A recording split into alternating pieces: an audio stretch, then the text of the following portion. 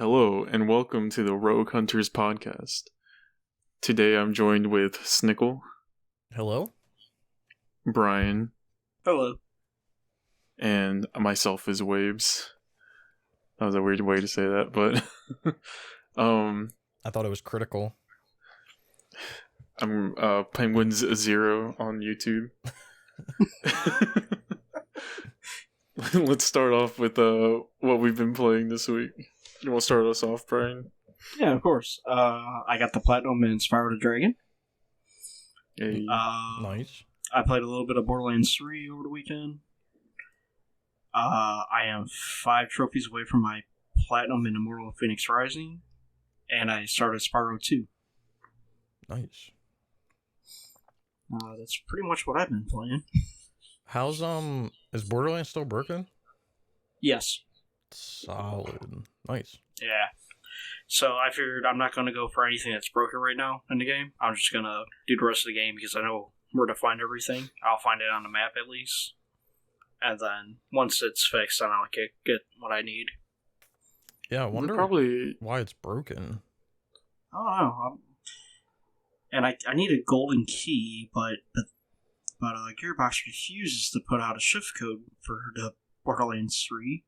So I am waiting on that, so I could get that trophy done out the way. What's unobtainable? Like, what's broken about it? It is. I can tell you. It's the Iridian slabs. Yeah, there's 2 of them. And then discovering all the named locations. Which is weird that all the named locations is broken, but it looks like all the regular locations are working fine.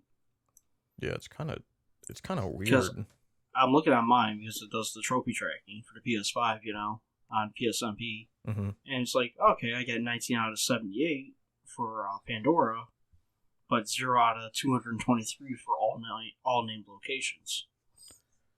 It looks like you can, because there's individual trophies. Yeah, like you said, like you can get locations in Pandora, but like it looks like it. Well, I don't know where you've been like on the map, but it looks like you have Pandora and Promethea. But yes, I only been to the first 2 planets right now. Okay, yeah. Then you have like Eden 6, Necro, Tefeo, and then that's it. But there's those for name locations, but there's actually more planets than that. Yeah, the weirdest thing is like all of those main locations, like people like those trophies have been earned. Exactly. That's what I'm looking at too. Yeah, I wonder if it's like one little location somewhere that's like broken. Probably, because I remember when the game first came out on my old account, I did get the platinum in the game. And there were some weird spots where like the game was like broken where you actually had to like walk and jump into a wall, like hit the wall for it to recognize that you've been there. Sounds solid. Oh yeah. So that's so stupid. Like that's so annoying. Like how did they get it right on the PS4 and then like they just fucked it up on the 5? Right?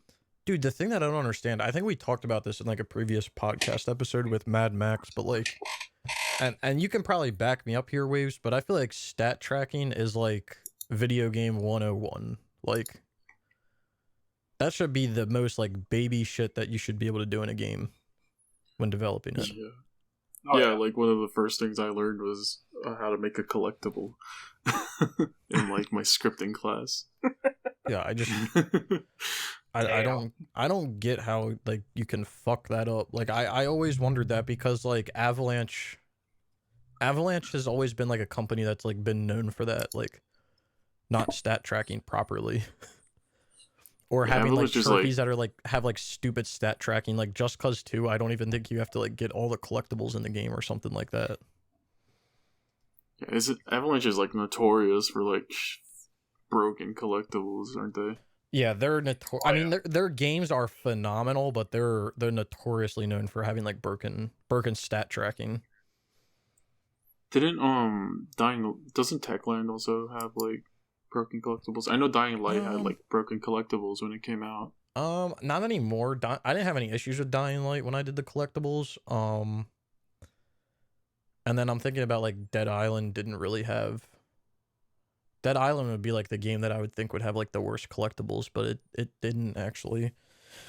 Actually, the collectibles in Dead Island are weird because they're not saved between characters. So like there's 4 characters you can pick from when you play the game, and then like you have collectibles tied to each character, basically.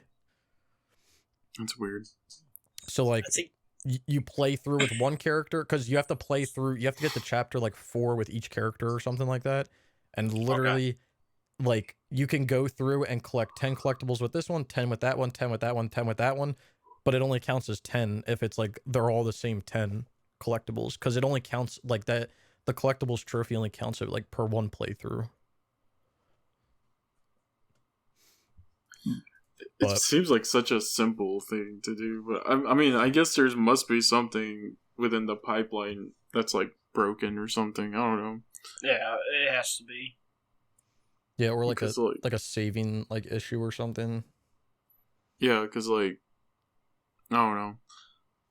There has to be something wrong. There has to be something they're doing like wrong. aware of it though. I bet they are, but they have to be. I would just think like when you do a collectible, like every time you especially in like an open world game, every time you like get a collectible, it would like basically save the game. It should like activate like an autosave. Unless you're playing on like a difficulty that doesn't have an autosave. You would think that. Yeah, you would think. But nice. Are you liking? I mean, I think we talked about it before, but you're liking. I mean, coming up on finishing it up. Are you liking Immortals? Yes, actually. I love because technically I get near the end of the story because I I did like the ending.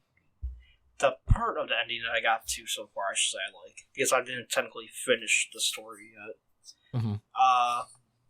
Yeah, but overall, I think it was like the sleeper of 2020. In all honesty, it's a really good game. The art style I like, the combat. Basically, all I've been doing is like I've been going in. Like yesterday, I went and I was like, you know what, I'm gonna fully upgrade my health finally, and went up and got the last of the stuff I need to upgrade my health. I was like, oh, well, I got that done. Oh, I gotta find all the legendary monsters. Alright, well, what did I miss? And I found a guide, and I'm like, oh, well, there's only 12. I had 10 of them already. I'm like, alright, so I found the last 2. Got that out of the way.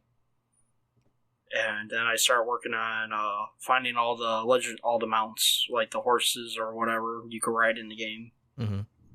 But I was surprised because the game actually made you do all like the myth challenges and all that, and you gotta fully upgrade your character and all the stats and all your the weapons and all that.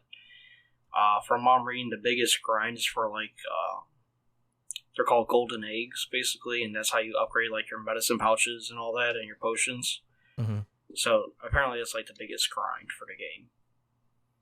Do you have to explore the whole map? Like, do you have to do? Yes. Okay, so you have to do like an Origins, AC Origins. Okay. But all you gotta do, you gotta unfog the map. Okay. And basically each area, I think 1, 2, 3,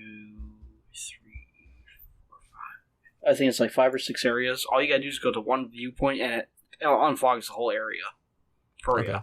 Okay. And then the only one that didn't tell me where the fog point was the last area in the game, and I was like, it loads you kind of like right next to it, but I had to look like, where the hell is this thing, so I could do this, and yep. But what they have you do, when you get like to a viewpoint or any high point, you can be even on the ground, you hit hold R3, and it kind of does like a zoom thing, and you like go around, and like your controller will vibrate. Mm-hmm. And it's like, oh, okay, reveal, and it shows you what's in that area, and just keep doing that so you know where like all the where you can find the chests, the vaults, your challenges, and all that. I was looking through a guide on Power POX. He had one, and I wasn't really liking the map he was using. And then PlayStationTrophies.org actually had a better guide, in my opinion, and I used them, and it helped me find out some of the stuff I was looking for. Nice. Yeah, I'd have to dig back into my memory, but I used a map. I used this site that actually has really good like map tracking when I did Mafia Definitive Edition. Mm-hmm. And like they basically made like they make interactive maps. Oh, So you can kind of neat. like check stuff off as you go along. I can't remember Oh, the that's name nice. of it though. Yeah, it was really nice. It helped me with Mafia because Mafia had like 200 collectibles or something stupid like that. So Oh yeah. it helped me. I Eh, I haven't played Immortals yet, but I feel like Immortals is like this is what Ubisoft should have done 2 years ago or whatever the fuck when Odyssey came out. Instead of Right. making Odyssey, they should have made it its own IP like Yeah. Immortals, and it wouldn't have It fucked everything up. it has the feel of Breath of the Wild in it so much, which is why I kind of like it. But it also has a bit of like that Assassin's Creed kind of vibe. But yet, because this is all Greek, I'm sitting here. I'm like, I know I'm gonna get sick of these gods. I'm just gonna wait for like fucking Kratos to come in and just kill everybody. And I was hoping for that, but because I think it'd be fucking funny as hell. Us PlayStation fans can only hope. Kratos is like literally like ingrained into Greek history for Right. PlayStation fans. Like, I'm sitting there, like, on Mount Olympus or Hall of the Gods or whatever, and I'm like, the gods have forsaken me, and I jump off the mountain, I'm like, oh, wrong game. Wait, hold on. Nice though, nice. So you're making sounds like you're making some good progress though and getting stuff done. Yeah, I should have, there's 36 tasks you gotta complete, and I got almost all of them done. I got 4 left. And technically I got one of them almost done. That's gonna be, like, they got 36 tasks, but if you're working on all of them as you go through the game. So once you complete one, you get like a reward. But if you like, I had one where I did it, and then I went load up the next one. I already did the task because I just kept doing shit in the game. Mm-hmm. And within that, it was like 5. I completed it like with no problem. Nice. Yeah, Yeah, I saw... so it's good. Yeah, the only gameplay I've seen of it, sadly, is I watched DSP play it. I'll sadly admit that. I should have streamed the game. I knew I should have. But I thought about it. yeah, I mean, the thing is, when I watch DSP play a game, it makes me feel better because he's so stupid that I'm just like, what are you doing? Yeah, I saw one. I was like, wow, you cannot solve this puzzle. This is like one of the simplest puzzles in the game. That was every time he went for a puzzle, he'd be like, guys, I don't know what's wrong. And the rock is like fucking glitched on like a rock or something, like higher up. And he's like, dude, this puzzle's broken. Like, no, Phil, you fucking threw the rock the wrong way, you dummy. Like, just use your brain for 2 seconds if you have one. But I digress. The last like DSP thing I saw was when he was playing Resident Evil 3. He was just getting so mad. It was hilarious. Dude, he legitimately... Why are there puzzle bosses? Yeah, he legitimately does not have a brain when it comes to, like, playing games. He's the epitome of, like, watching a streamer to laugh at how stupid they are. No one watches him for his gameplay. They just laugh at him. Why Why are there puzzle bosses, guys? This is stupid. There shouldn't be puzzle bosses. Yeah. Literally gets pissed at every game he plays. I can't play Call of Duty, dude. Like, I'm fucking shooting and, like, they're dying 2 seconds later. Like, what the hell? I'm completely behind this wall and I'm dying. Like, how? These servers suck ass. Then he complains about the new DualSense controller when he dropped the DualSense controller on his PlayStation 5. Yeah. I don't know how this man has made it that far in life by himself, but God bless his soul. Alright. That's enough DSP talk. Yeah. Let's digress from this topic. That's what I've been playing. What about you, Snickle? So if I'm going back to last Tuesday, we played some Enemy Front after the podcast last week. I think we're all pretty close to getting it done now. I personally only have one more trophy, which is to reach the max rank. Right.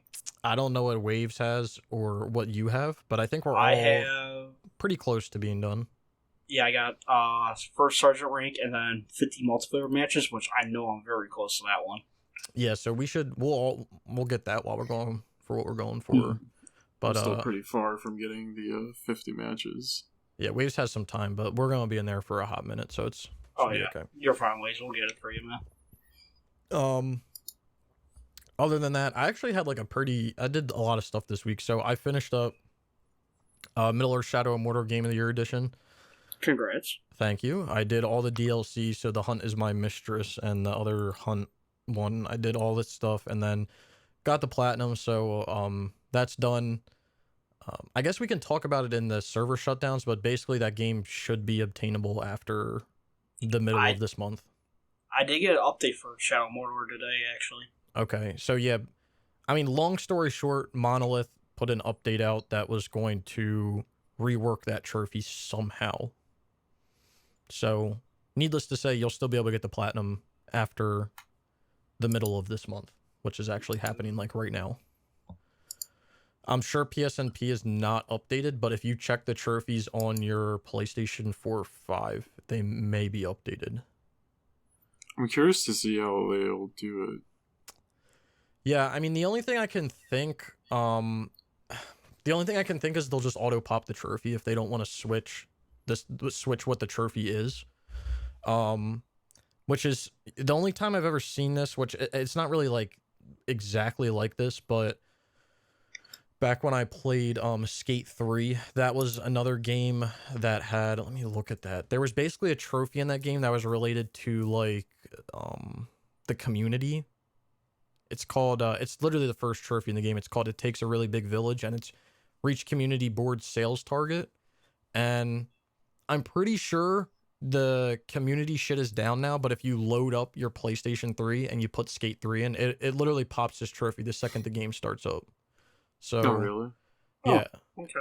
That's like the only other game that I can think of off the top of my head that's done something like that. I mean, if I'm looking at it from like Monolith's standpoint, like that's got to be the easiest way for them to do it. It's just literally auto pop the trophy. And I don't think anyone's going to be mad about that because it was like one mission that like everyone did anyway, so it didn't matter. Exactly. Yeah, it's nice of them to do that. So like that people can still get the platinum like years from now if they want to. Yeah, I'm actually super surprised that they updated it because most of these companies like don't give a fuck. Like they're just like, whatever, I don't care. So, well, good on you, Monolith Productions. Yeah, I told you they were good devs. You know, they made Blood, Fear. You know, they gotta be good. Yeah, can we get like a Fear remaster or something? Can we get a new Monolith game in general? Like, I just want a new Monolith game. Yeah, it's been a while, hasn't it? It's been a Shadow minute. of War came out like 2017. I Yeah. would say. Yep. I'm checking the date right now on it, but yeah, October 2017. So it's been like what, 4.5 years almost. Damn. Wonder what they're working on. It better be something good. But anyway, I finished up Shadow of Mordor. That was my second time doing the Hunt is My Mistress trophy, and I know Waves fucking hates me for it, but like I don't think that trophy is as difficult as people make it out to be. But I did upload a guide on my channel for it, so I mean, if anyone needs help, you can go watch it. I do. Yeah, it's up there. It's not really a guide. It's just my run, and it was pulled from the live stream, so I'm kind of talking through like what I'm doing as I'm doing it. So I guess it's a guide. But yeah, so I did that. Then I played the Perplexing Orb 1. Since I did the Perplexing Orb 2 a few months ago, I figured I should go back and play the first one. So I did that. That was a fun little game to play. And then I started a very bad thing on stream, and I played an FMV game, and it seems like it's going to be an ongoing thing for a little bit. So I started this game called you had fun. 5 Dates. And Waves and Brian can attest to how bad it was. No, I admit it. You had fun. That game was entertaining for stream. Like, admit it, Snickle. You had fun. It was a fun stream. Oh, I mean, it was funny as shit to play with everybody, but like that is not a game I would play in my free time, like at home alone. Like, no, dude, I was watching your stream while I was doing Immortals, and I'm sitting there, I'm like, man, this is keeping me going because I'm laughing so hard at this. Yeah, it's so cringe, dude. The FMV games are so cringe, but I have a few more that I have picked out. But yeah, I did that one. If no one knows what it is, it's basically like a real life Tinder game. Is like the easiest way to say it. That dude disappointed me at the end, though. Oh yeah, Vinny pissed me off. Vinny pissed me off. Oh yeah. Vinny pissed me off too. Yeah, he pissed everybody off with that last one. Yeah, he a whole ass bitch for real. Not even like partial, the whole thing. Now, my question for that one. What? All right, now Colin was his friend, right? That he was always talking to. Yep. Didn't he say in that last mission that Colin was his flatmate? Then, if that was so, then why are they always video chatting each other? I don't know if he said that. I think he just said that they were friends. Okay. But I could have sworn that last one, and I don't want to spoil nothing. Yeah, he said that Colin was his flatmate. Yeah, I don't want to spoil anything either, but like if you think about the situation, right? So he lives in a house by himself, and his friend Callum lives in a house by himself. So they don't live together, so they shouldn't be seeing each other during quarantine anyway. By the way, guys, this game takes place during quarantine. It literally just came out in November, so this is going to age like a fine cheese over the next few years. And there is a gamer girl in the game. Yeah. But anyway, back to my conspiracy here of why Vinny is such a bitch. So Vinny lives in a house by himself.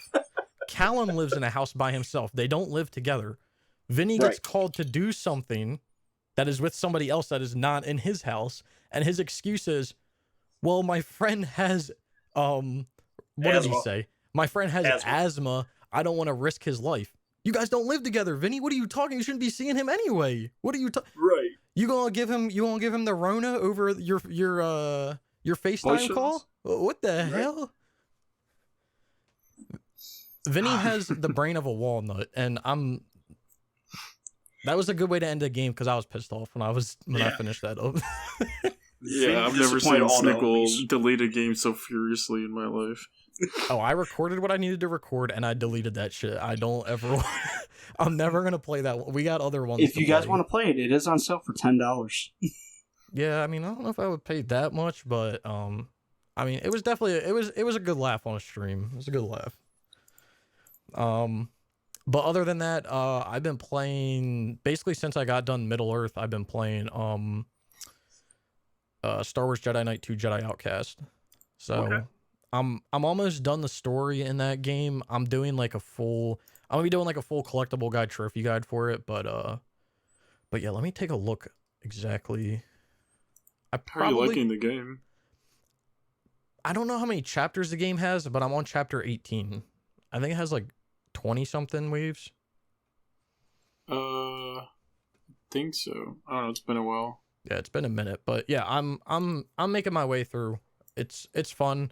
I started playing the game on whatever the hardest difficulty is, Jedi Master. On the first level, I was getting my ass kicked, and I didn't even have my lightsaber yet. So yeah, I went to Padawan difficulty, and I'm just gonna do the glitch for the Jedi Master. All right.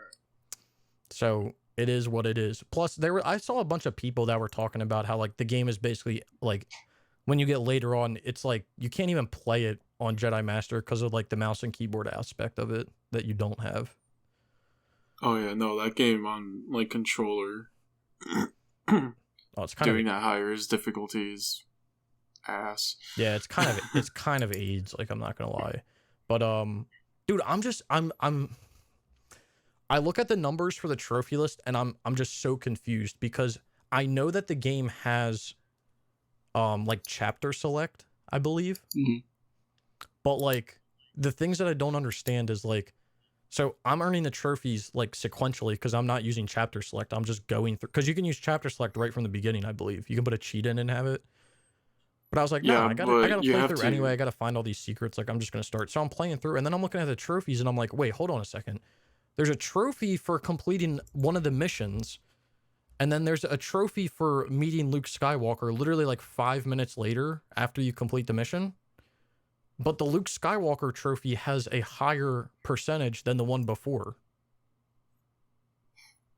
So like... That's weird. You complete this mission, right? And then you should see Luke Skywalker next. But the Luke Skywalker trophy is like a higher percentage than completing the mission before. So I wonder if people are just like skipping the mission before to meet Luke Skywalker, because you don't get your lightsaber till you meet Luke Skywalker. Oh yeah, that's probably. Dude, I'm like, what the fuck? And then this is the other thing that confuses me. I'm going down the list here and I'm like, okay, just looking at some numbers, and defeating the game on Padawan difficulty, which is the easiest difficulty, is almost a 25%, right? Mm-hmm. But then defeating Dasan, who is the main boss, I'm assuming the final boss in the game, that trophy is 19%. How the fuck is beating the game? They're both beating the game. How is one less than the other?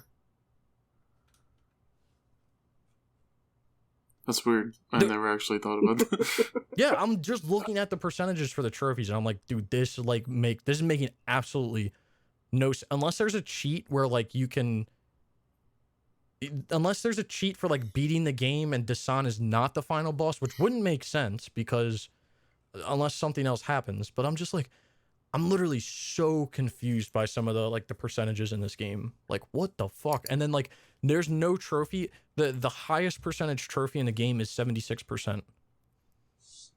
I didn't realize like how like rare some of these trophies are. They're not like ultra rares or anything, but like, what the hell? But I'm surprised the platinum's that rare, because it's honestly not that hard. Like, you just gotta beat the game normally at least once.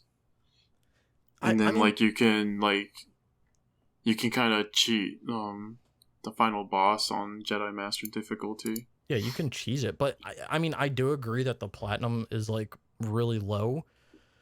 I partially think it's because like the game can be,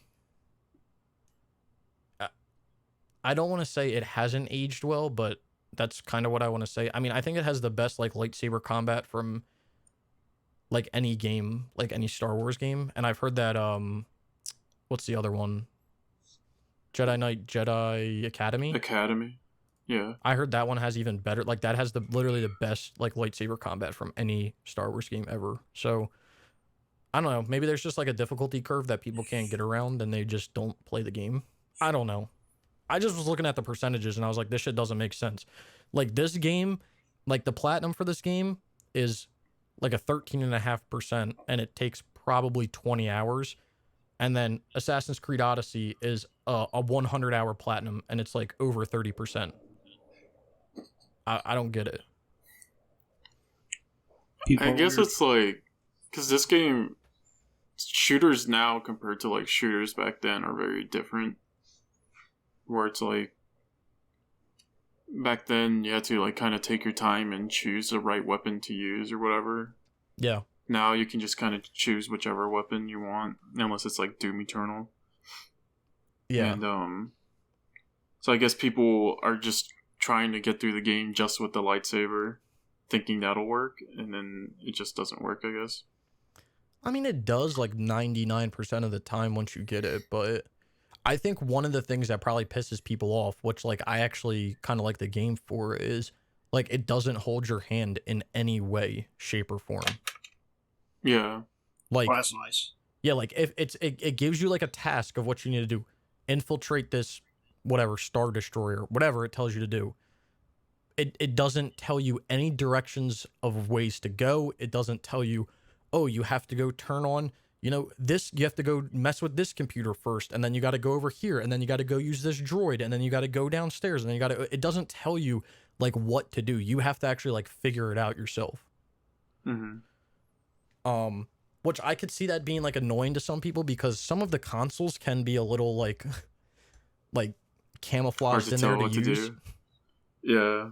You literally have to like walk around every console just like spamming square, like, are any of these clickable? Can I do anything with any of these? But I don't know. I mean, I'm enjoying the game. Like I said, I'm gonna do a full like collectible guide and trophy guide for it, and I've been looking forward to playing it. I will say that it was irritating to like start the game and not have a lightsaber for like the first few hours, but I don't think it was like the end of the world. It's alright. You'll get your lightsaber immediately in Jedi Academy. Oh, I can't wait. And then you can have a dual sabered lightsaber. So I want dual double edged lightsabers. yeah, you can have that. Wait, you can? Yeah. That's fucking dope. Can I equip one with my foot? No. That shit. That would be cool. Can I just walk, fucking Bayonetta it or whatever? Can I walk with my hands and hold my lightsaber with my feet? There's probably a mod for that. I have a lot of like nostalgia for Jedi Knight 2, Jedi Outcast. It was like one of the two PC games I used to play a shit ton on them when I was a kid. Yeah. I mean, like, don't get me wrong. Like, it's a phenomenal game, and if you haven't played it, you should definitely go pick it up, but it does not hold your hand at all. Like, if you're playing through and you want to get through efficiently and you don't want to drive yourself crazy, like, you should probably have, like, game FAQ up or something on the side just in case you get stuck to give you, like, a little kickstart in the right direction. Because there were definitely times that I was walking around and I was like, I literally have every fucking door unlocked. I have I've done everything. Where do you want me to go? And then there's like a little like vent up in the corner that I was supposed to destroy and jump up into. And I'm like, Jesus Christ, I would have never seen that. I would never even thought of that. Like, what? It's because you don't play enough boomer shooters. Yeah, you're right. You're right. But no, I mean, I'm definitely having fun playing through. And like the game's phenomenal. Like the soundtrack's phenomenal. Like the environments are phenomenal.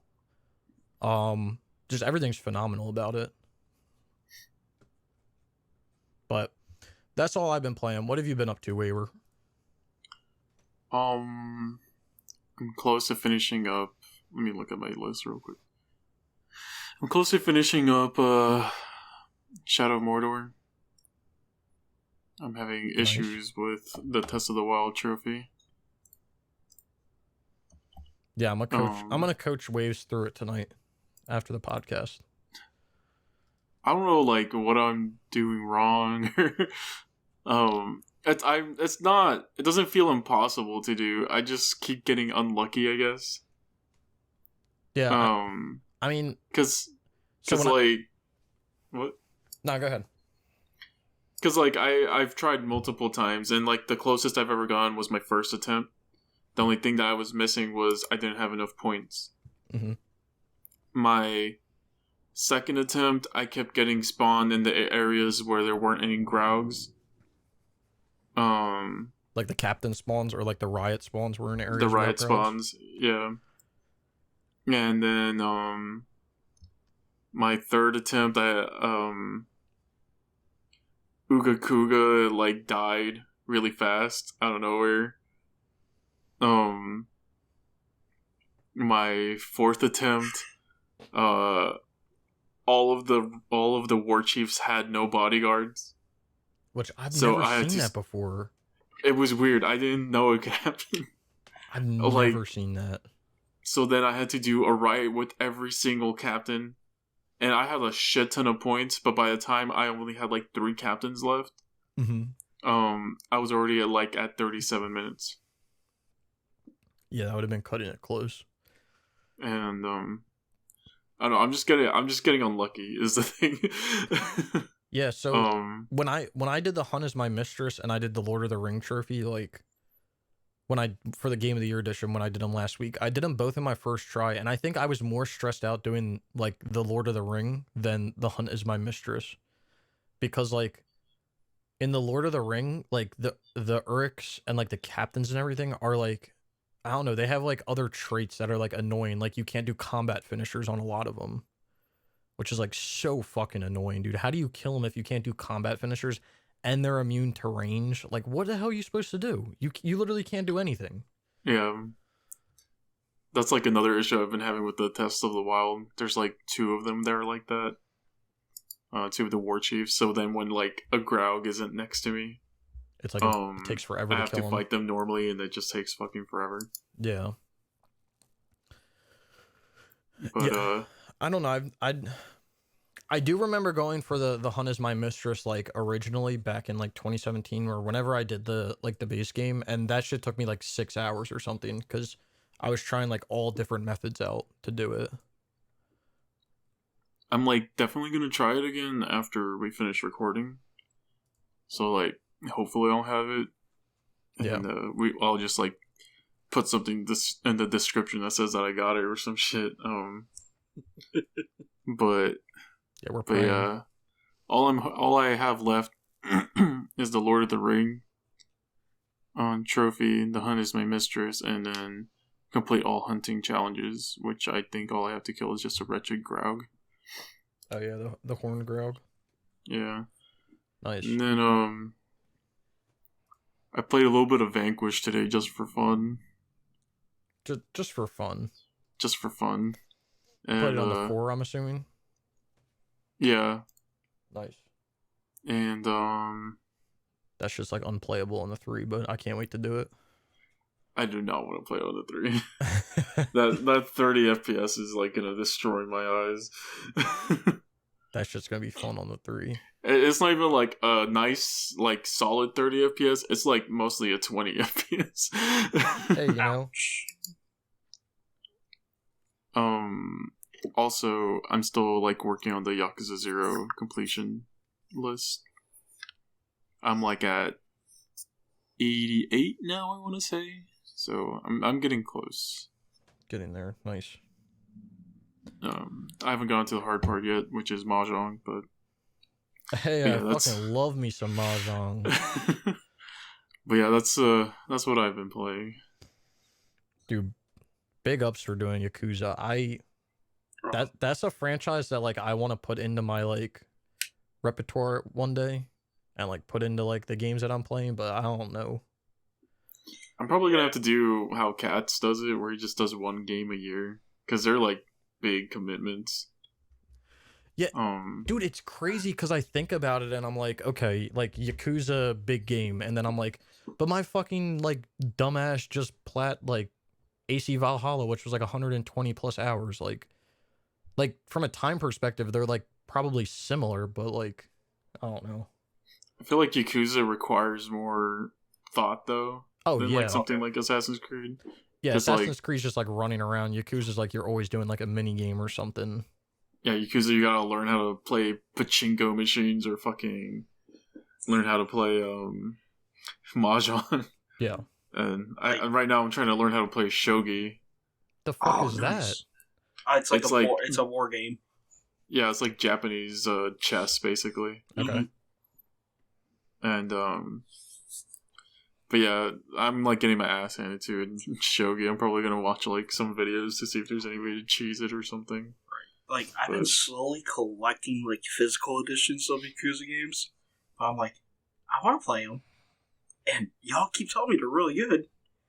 But do I really want to put that much time into something? Dude, that's a commitment. If it's the platinum that you're worried about, do Yakuza 6. Yakuza 6 is also, like, in my opinion, one of the worst ones out of all of them.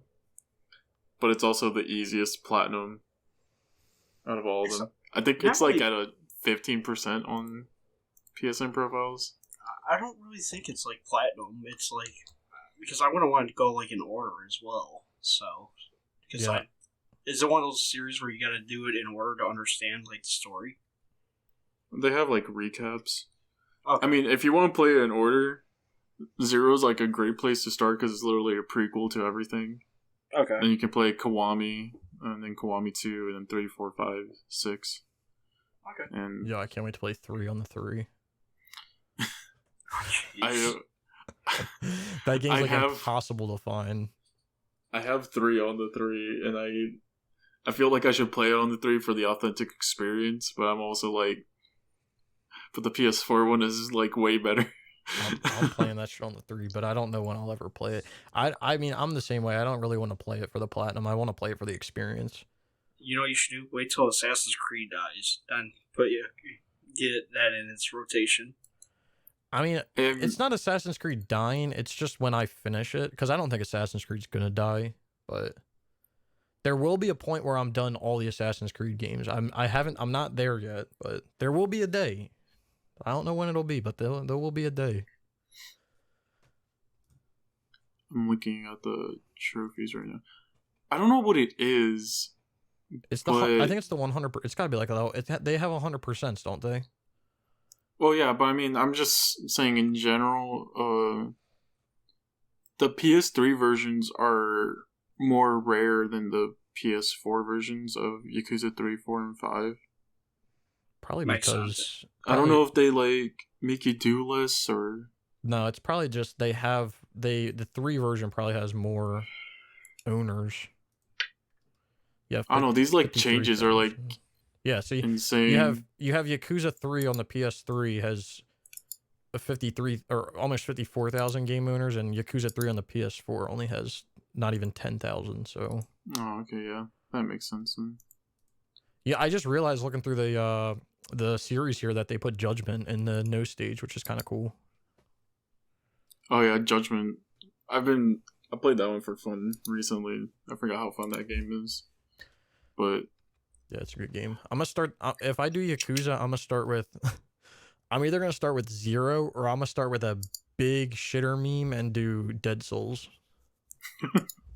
Just to piss people Snickle, off. you gotta like import the PS3 version of 0 since you love the PS3 so much. Nah, I'm not importing any Yakuza games because then I'm gonna have my phone up there doing Google Translate the whole time I'm playing, just like the Blondes game that we need to get to at some point.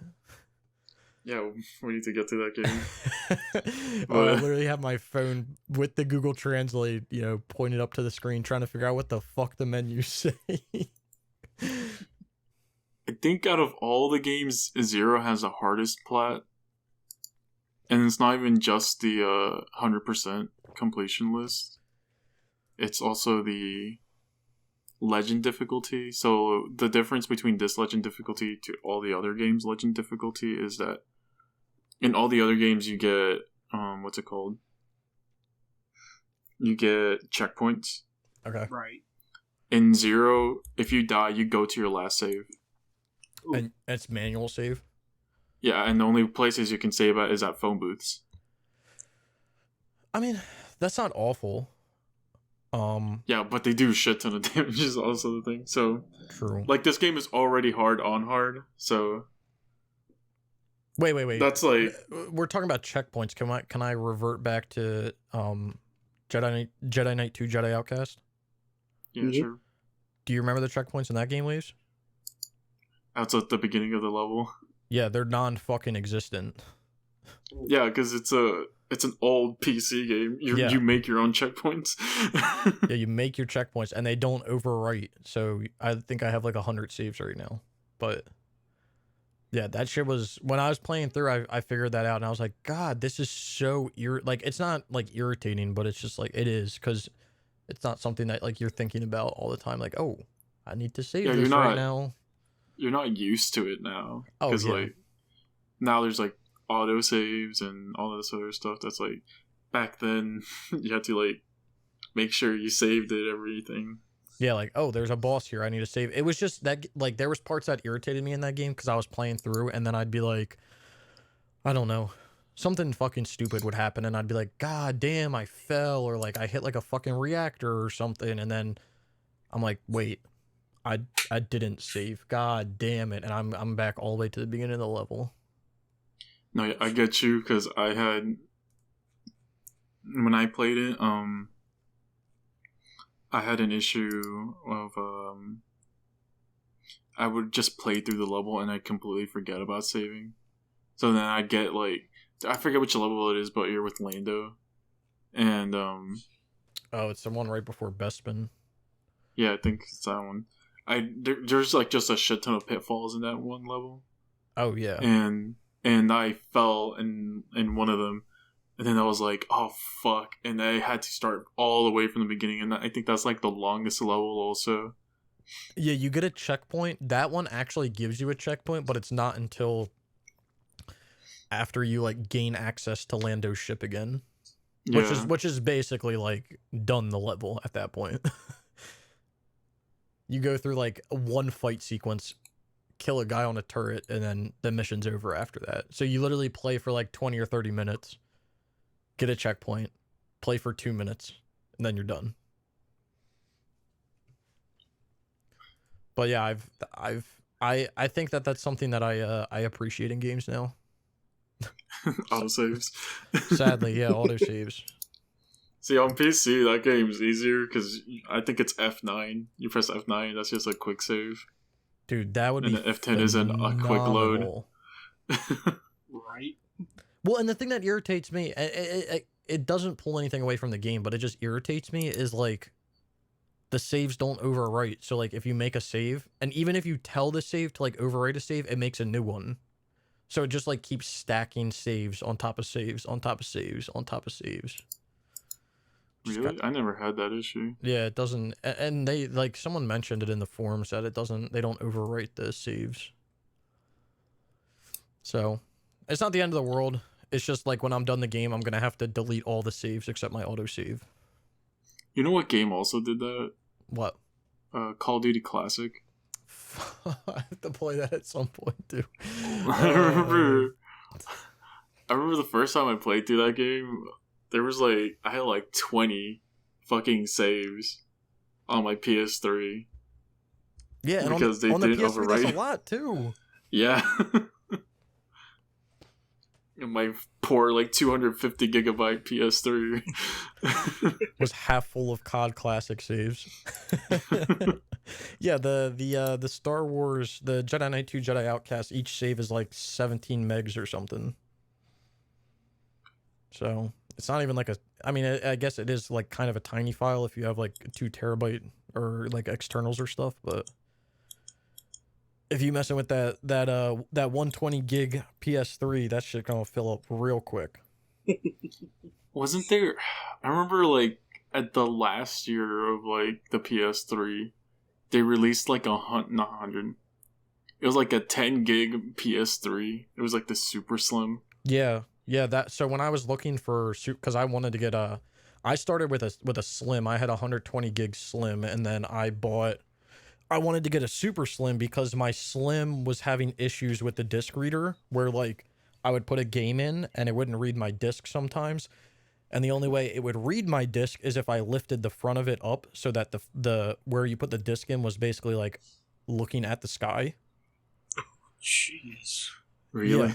Yeah, so I dealt with that for maybe like 2 years, and then I was like, yeah, I'm not fucking dealing with this anymore. So I went out to buy a slim, and when I was going to all the GameStops to buy slims, like super slims, that's all I could find.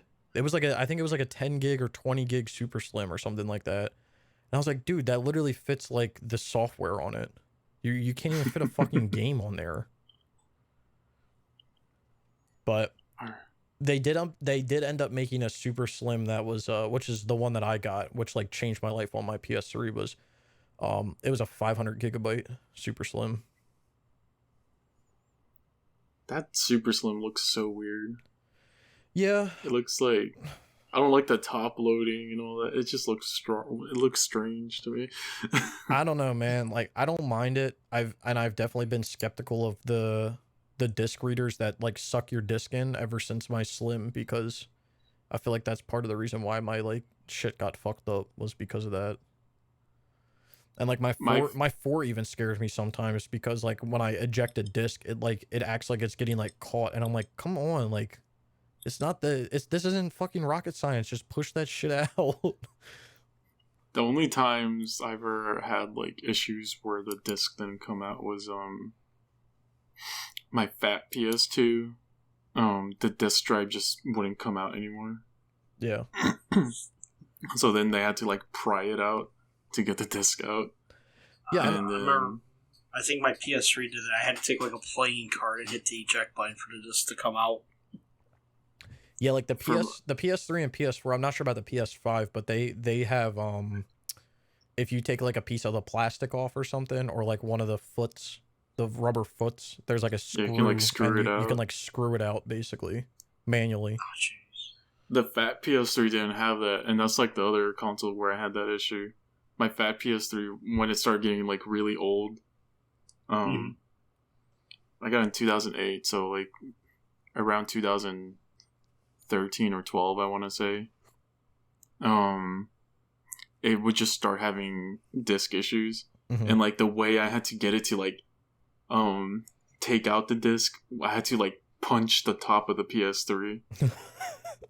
And then it would like take out the disc, and then sometimes when I would put the disc in, it like wouldn't go in the actual drive or whatever to start reading the disc. So then I had to punch it again, and then that would put the disc in place or something. What the heck?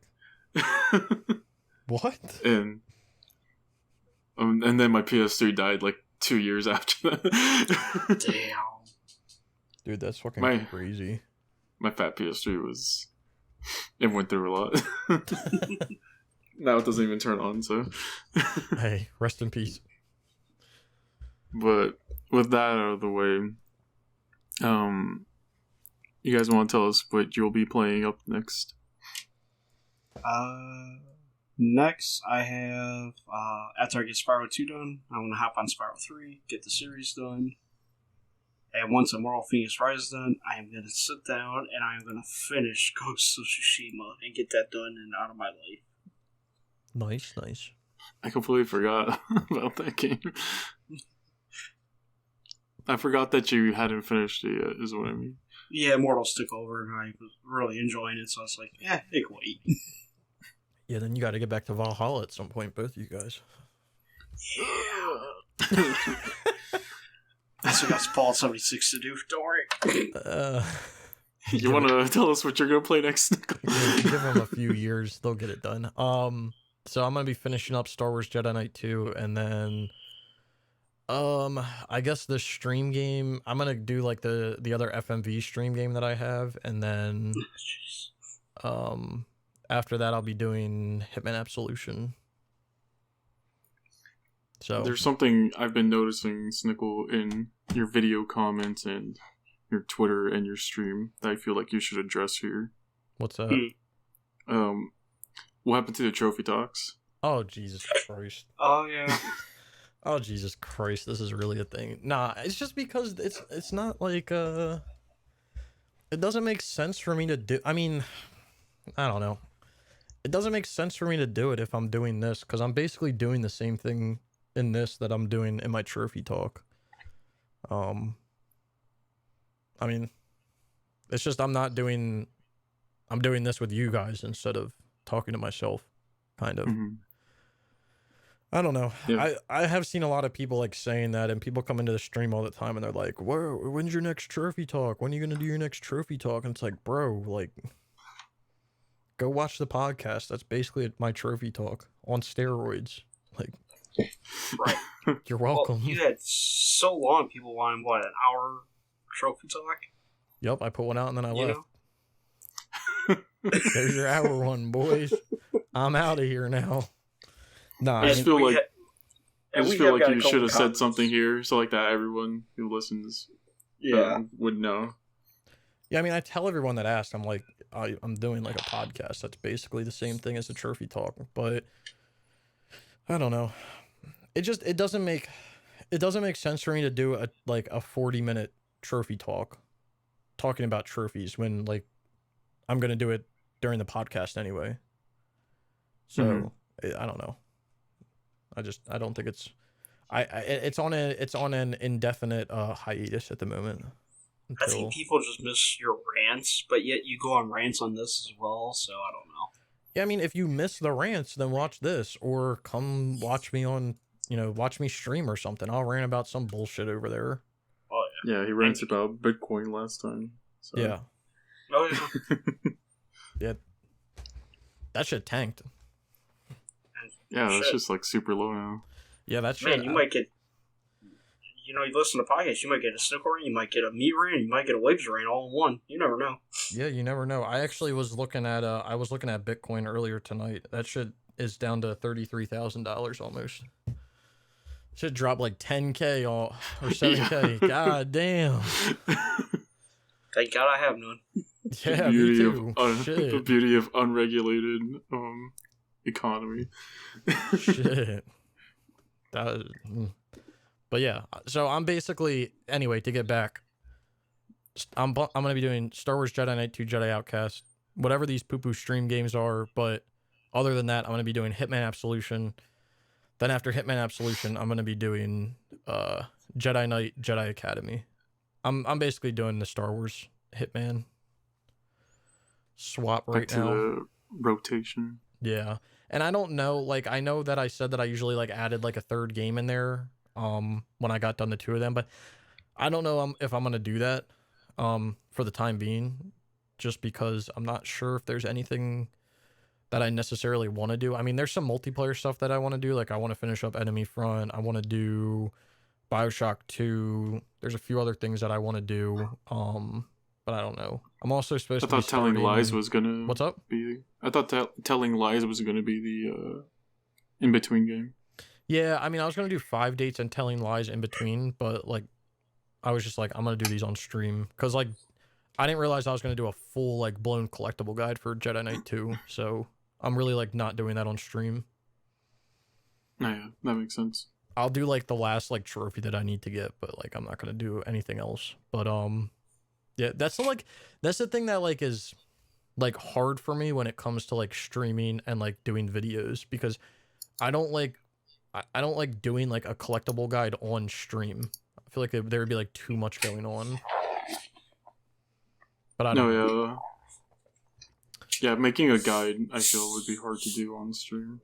Yeah, or even like just like recording it. Like I just feel like it would be like a lot, and like people have said that before, like, oh no, it'd be fine, and it's like, yeah, it'd be fine for you because you're watching it, but like my brain would be in like 20 different places.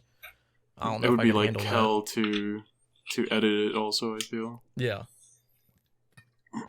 But I am supposed to be starting GTA 5, the newest heist. What the hell is the name of that heist? Doomsday? Yeah. I'm supposed to be doing the Doomsday heist with Captain Katz and Kent.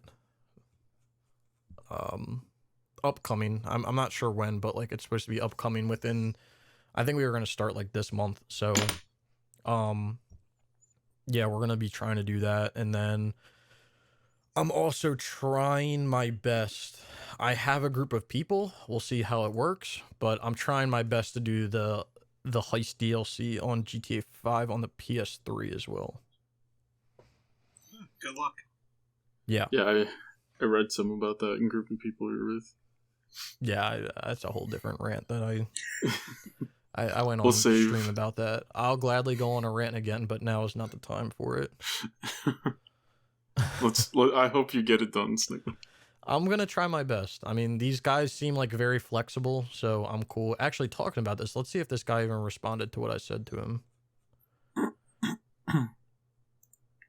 Yeah, he didn't even respond to what I said to him, so yeah. He got a squirrel brain. It's fine. Yeah, it was on the sessions. Like a comment on the sessions, but whatever. We can move on. That's my my tiny plate or feast, however you want to look at it. How about you, Weber? The 3 games I'm working on right now is Middle Earth, Shadow of Mordor, DMC5 on the PS5, and Yakuza 0. All banger games. Oh yeah. I gotta find something to replace Shadow of Mordor with, which I don't know what it will be just yet. I was thinking about doing, what was that game that you wanted me to do that was a God of War ripoff? Dante's Inferno? Yeah, I was thinking about doing that. Hell yeah. The only thing that sucks about that game is the DLC, but... Yeah, I don't know if I'm going to do that DLC. Yo, I got good news though, like, well, I don't know if he finished it. Andrew was gonna, I think Andrew might have still needed the DLC or something. I'm not sure. You basically have to do the DLC with a co-op. In co-op. So, I mean, shit, if Brian wants to do it, he can do it. I mean, yo, Dante's Inferno, I'm gonna just put it out there right now. That is a low key slapper. Yeah. Well, I'm gonna need your account to get that game, Snickles. So. Yeah, I have it on an EU account, but like that's a low key certified slapper game. Like if you like God of War, like the OG God of War, you will fucking love Dante's Inferno. I remember watching you play that on stream. So. Yeah, that's the DLC. I mean, that might drive you crazy, but is the DLC like actually hard or like what? So from what I remember playing, I did it with I did half of it with somebody, and then I did the whole thing with Andrew, and we got through a majority of it, like, no problem at all. There was maybe, like, a few of the stages that were, like, kind of annoying, but not to the point of, like, we put the game down for, like, a week and came back. Like, it was just, like, we might have had to try it, like, 20 or 30 times, but, like, we eventually got it. And most of it came down to, like, luck or just, like, figuring out, like, if you can, you know, use a certain ability to, like, manipulate the game or something, you know what I mean? Mm-hmm. It was just, like, trial and error.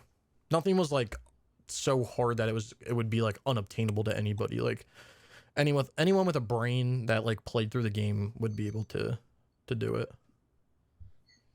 I think for now, I'm probably just going to do the base game, and then we'll see about the DLC. Yeah, the DLC's on the table, though. I got it. Shit's delisted, but yeah, I think that's probably the 3 games I'll be working on. Nice. It's a good solid list. Hopefully you'll That be is, done of course, Middle Earth tonight. Knock on wood. That's what I was gonna say. That is, of course, if I can get this Test of the Wild trophy. Nah, I'm about to coach waves through it. If anyone else needs coaching, I got some pretty high rates. It's gonna be about $40 an hour. That's like do is $1.50. That's for coaching, though. If you want me to actually do it for you, that rate gets multiplied by 5. Damn. Sorry. So rates are high right now. You know, tough times. You know, economic depression or whatever. Yeah, whatever they say. You know. I didn't necessarily pick up anything this week. What about y'all? I picked up 4 things. I picked up Control Ultimate Edition. That was on the sale. Then I stopped at GameStop and got 3 games for my PS3 collection. Alien Colonial Marines. Yep, I know. That's just in the collection. That is a yeah. That is such a bad game. I'm sorry. Like I said, that's just going in the... That's not even going into PS3 at all. That's just sitting on the shelf. Just the reactions, Nickel. Yeah, I know. I was waiting for it. No, the funny thing is I have so many memories playing that game because we boosted that shit, and it was phenomenal. I picked up the Green Lantern game for like $3. Damn, that's pretty good.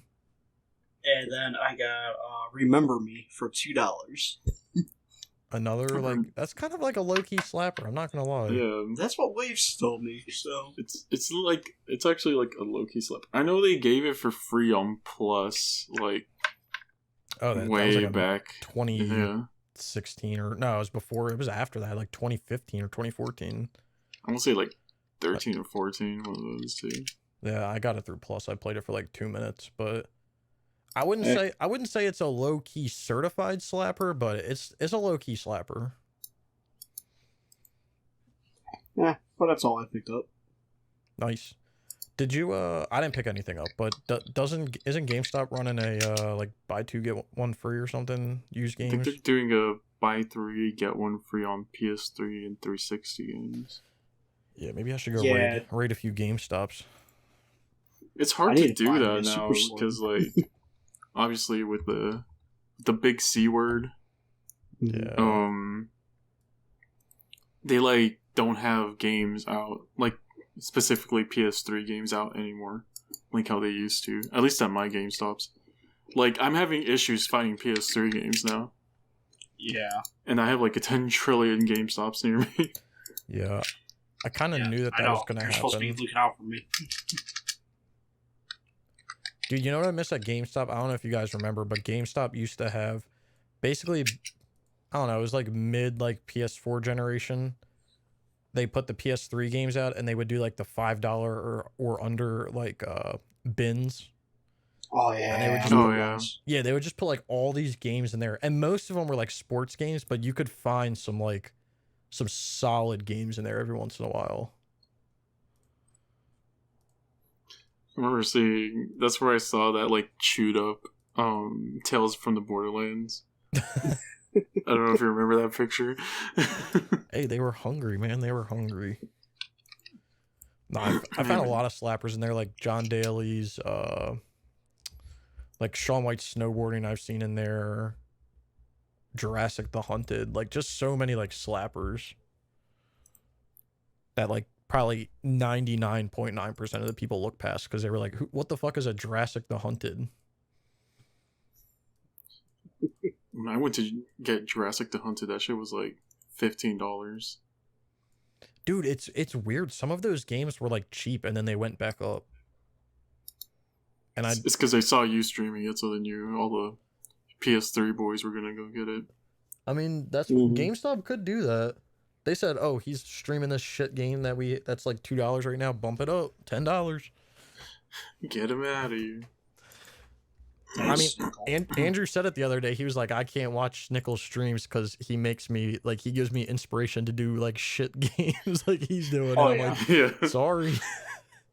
You gave him inspiration to play Shadow of Mordor on the PS3. Hey, I mean, I'm gonna do it at some point too, but like, god damn. I think you should do it right now, back to back. You know? Oh, no. I'm not doing that because that's what you did with DMC Devil May Cry and you wanted to kill yourself, so I don't want that. That is true. Does the PS3 version have the DLC also, or is it just No, it's literally, it's the easiest fucking trophy list. It's no DLC, no Vendetta trophy. Wow. Yeah, it's so easy. It's probably like 20 hours, if that. I wonder how you get the level 25 rune, because didn't they say there wasn't on the Nemesis system or whatever? I think it works. It probably works the same way. Because your rune levels, you would get a war chief up to level 20. Him being a war chief would give you 2. Getting intel on him would give him another 1. If you exploit a fear or a hate, that would give you another 1, so that would give you 24. And then if he kills you before you get a vengeance kill, it's 25. All right. So I don't know if you need the Nemesis system. Plus, like, they were saying that, and I was like, wait, how do you have the game? Isn't the Nemesis system where like any random orc can kill you and become a captain? I think it's any any Uruk at all can kill you and like level up or whatever. I don't know. Yeah, that's what I thought, but I mean, maybe I'm hallucinating. All I know is I've watched a lot of things on this game. I've heard a lot of things on this game. I will play this game at some point, but today is not the day. It was that game and I want to say Black Ops 3 on the PS3, which didn't come with the campaign. Those two were like super bad on the PS3. Yeah. The two other PS3 games that I'm scared to play, which I'm going to do at some point, is Far Cry 4 and Watch Dogs 1. Oh. Yeah. Watch Dogs 1? Yeah. Let's compare Watch Dogs 1 PS3 to what they were talking about at like E3 a few years before. Bro, the PS4 version is basically the PS3 version. No, it's gotta be worse, dude. That shit probably runs at 720p. That shit was like the worst. That must have been like the most fucking what's it called? Lied about game of all time. Oh, well, like they hyped that shit. I remember seeing trailers for that shit back in high school. Like back when they were hyping it up and everyone was like, yo, Watch Dogs looks so cool. And then that game came out and everyone was like, I don't think anyone talked about it once it came out. Yeah, I remember seeing the ads and I was like, oh my god, this looks so realistic. And then you could see like the water falling off the bridge. And then like there was the water slowly dropping while you were like in that quick time mode or whatever. Yeah, it just looked awesome. Yeah, the wind in the coat, like the puddles on the road and everything. You're like, God, that looks so cool. Then you play the actual game, there's like no puddles at all anywhere. Yeah. Yeah, it like rains once the entire time. The funny thing is, like, you could play a game like Star Wars Jedi Knight 2 Jedi Outcast and then go play like Shadow of Mordor on the PS3 and you would probably be blown away by it. Cause like Jedi Knight 2 Jedi Outcast ain't too much of a looker, if I may say so myself. And the cutscenes is not a looker either. Like the way that they talk is like like their teeth are together and their lips move. Like there's no that's how they talk. Hey man, you know how it was back then. Yeah, I mean, but it's a fun game, so. Well, I just want to say we're already at an hour and 10 minutes. Oh, jeez. Already? Jeez. Let's get to Snickle's favorite thing, server shutdowns. Yeah. Yeah. I'm not even going to open the website up because I don't think there was anything that was... Actually, I'll open it up. So basically, Shadow of Mordor is... The servers, I'm air quoting here, the servers are going to be up until mid-January. So probably the end of this week, I would say. That's what Monolith was saying. But like we said at the beginning of the podcast, the Vendetta trophies are going to be obtainable after the fact. I'm not sure how, but they will be.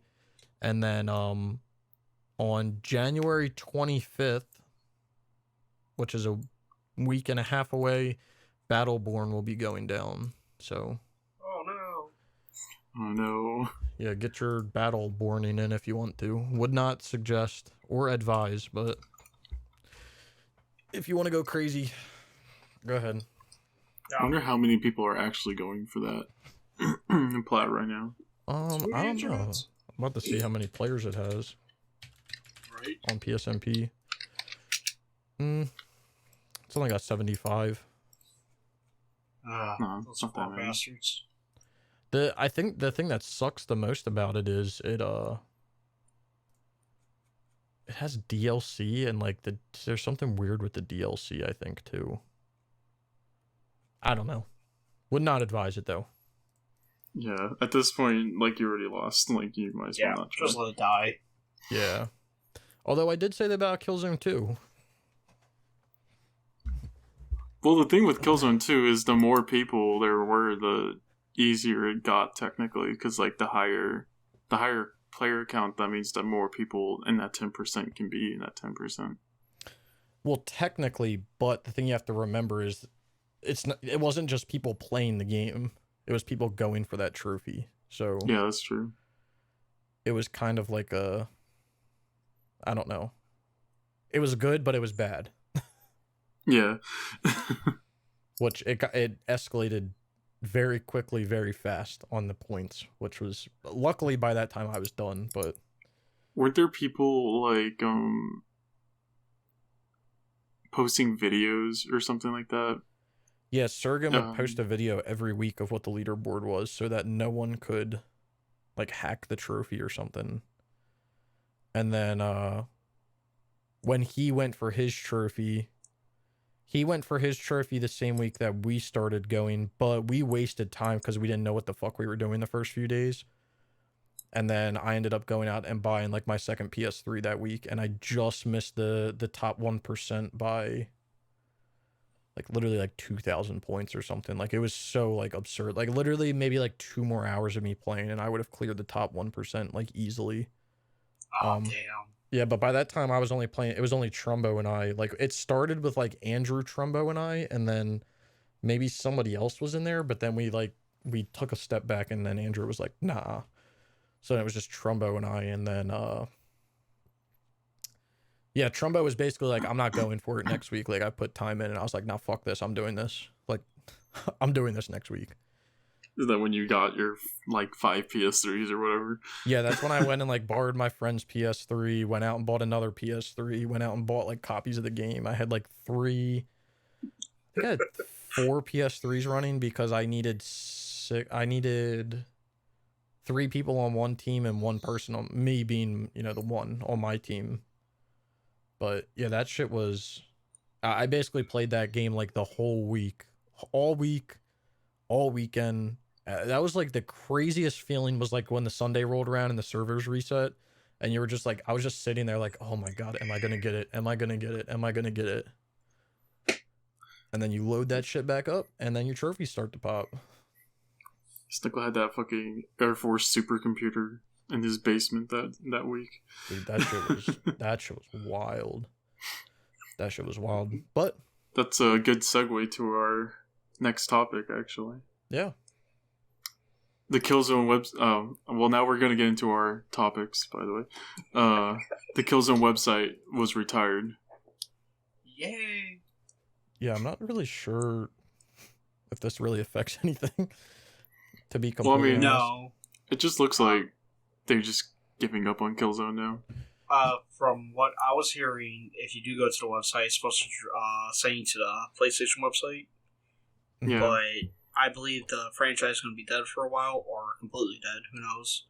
But this does open up the opportunity, or the idea of what is the second team at Gorilla actually making now. And my best guess now is SOCOM. Yeah, that's what I'm thinking. Because they are making a shooter, so... I know they got the guy from Siege, Rainbow Six Siege. Right. So at that point I had thought Killzone, but now it has to be like SOCOM, I feel. SOCOM, it was either between Killzone or SOCOM. That was the biggest two that everybody could think of, or a brand new IP. Yeah, I mean, I could see a new IP. The thing is like when they got the guy from Siege, you like basically everyone already knew it was going to be like a Siege type game. Like, highly competitive. Which I can see SOCOM being. Yeah, which, like, exactly. When you think about it, like, SOCOM, if you were to look at SOCOM or Killzone, SOCOM will win that 10 out of 10 days of the week. But, I don't know. Because I don't know if they would do that to SOCOM. I feel like if they did that to the SOCOM franchise, people would get pissed. Because SOCOM was always more of, like, a tactical... like third-person game. True.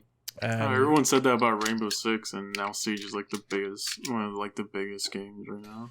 Yeah, I mean, I guess it's kind of the same thing with Rainbow Six, because like Rainbow Six didn't start off the way that Siege is like being played right now. They kind of just used it for the name, but I don't know.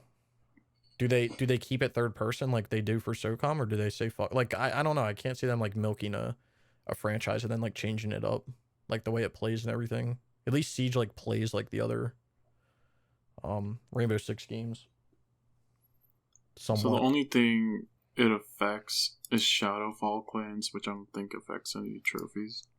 No, yeah, I was looking into this. So them shutting down the website, it looks like that was the only thing it affected was clans, and that doesn't affect anything related to Shadowfall or Mercenary, because those are the only two games that are up right now, Killzone wise.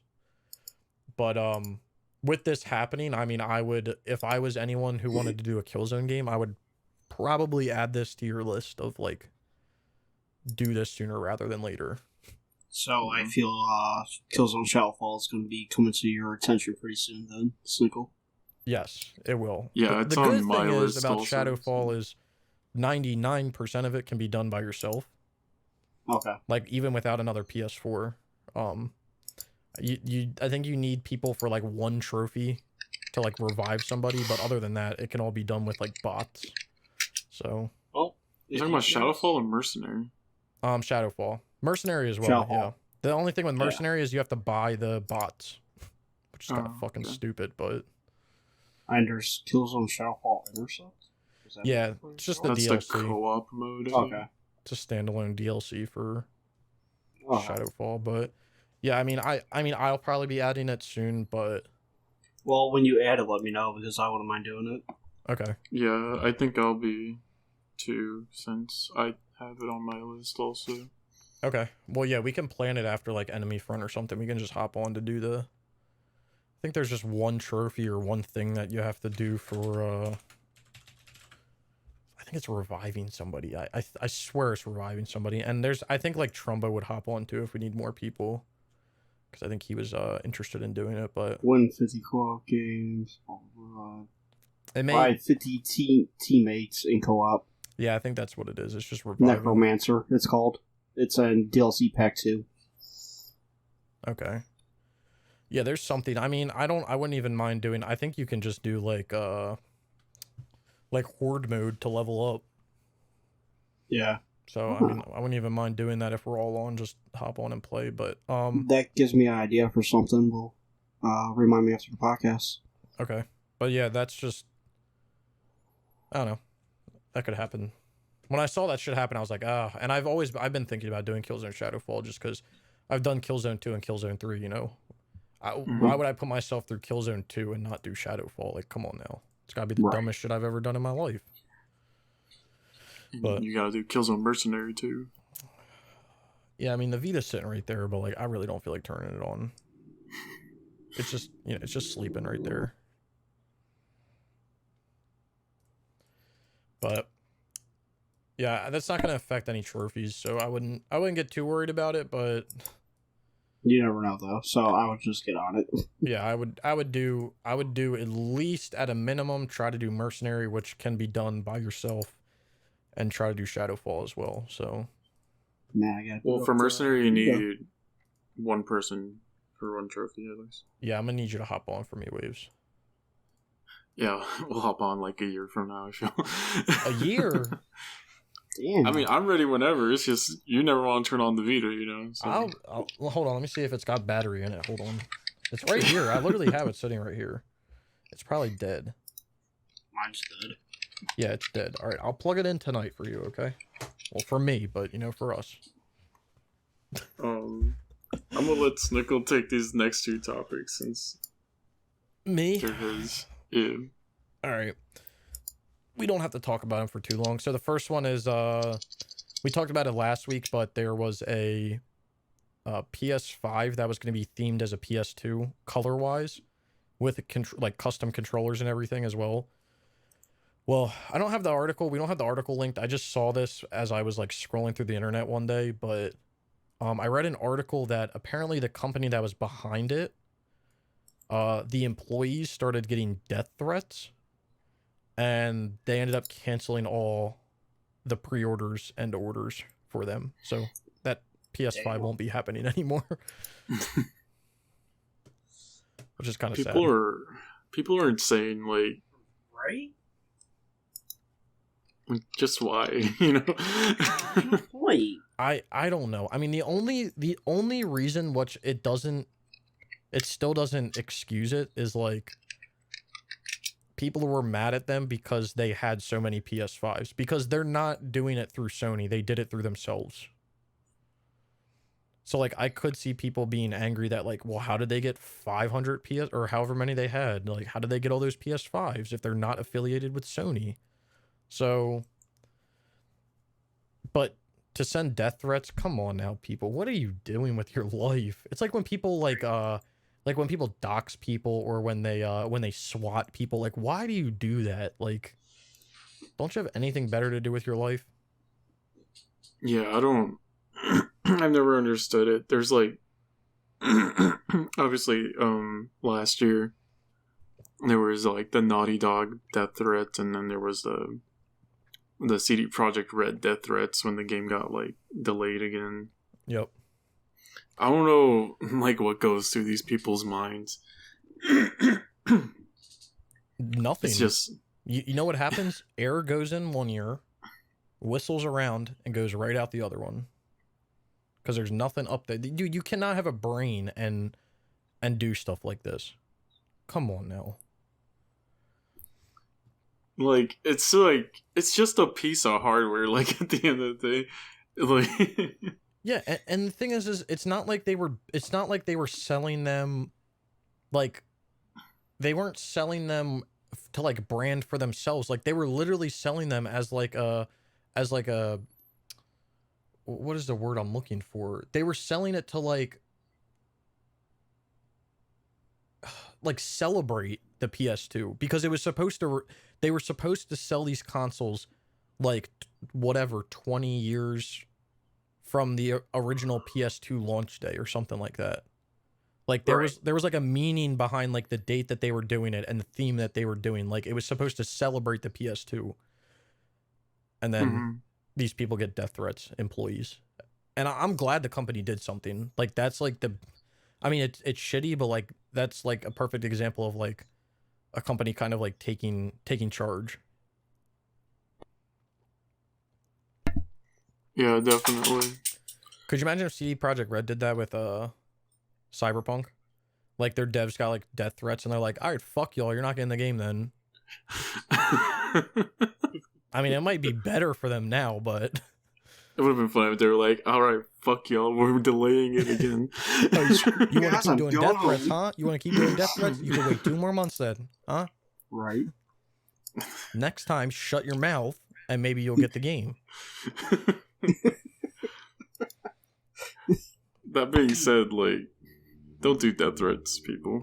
No, don't do any of that stuff. We've talked about this how many times? Don't dox people. Like, I understand the hate for scalpers and stuff like that.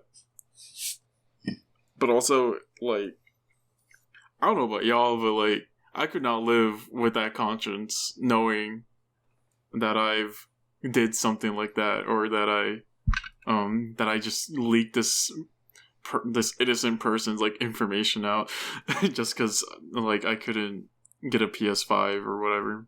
Yeah, or people that like they like SWAT streamers, and then like there's been people that have died from that. Like, I don't know how people the can whole live with swatting it. They're just like, whatever. is... They end up going to jail for it, but they're just like, whatever. Like, oh, it was a joke. Like, bro, you killed someone. Yeah, it was just a joke, bro. Oh, okay. Was it a joke for that guy over there who's like, he kind of dead? Is it a joke for him? Or his family? Oh, I didn't think so. All right. Well, let's keep moving on. That shit got deep for half a second. Yeah.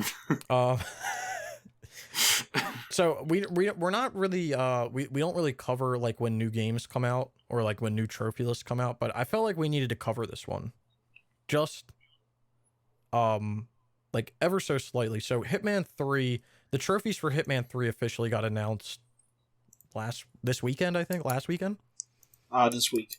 Yeah, this week. It was, or was it Monday? Monday, because I sent you, I tagged you in it. That's right. Yep. So Monday. So the trophies got released. The game is supposed to come out this month, later this month, I believe. And in typical Hitman reboot fashion, they've added Hitman 1 and Hitman 2 to the Hitman 3 trophy list as DLC. How they get away with this, I'm not sure. The other thing that I don't understand is why the DLC packs are flipped. DLC pack 1 is the Hitman 2 expansion, DLC pack 2 is Hitman 2, and DLC pack 3 is Hitman. So I'm not sure what IO Interactive was thinking there. I don't know, that's right, my OCD fucking crazy. Yeah, not sure.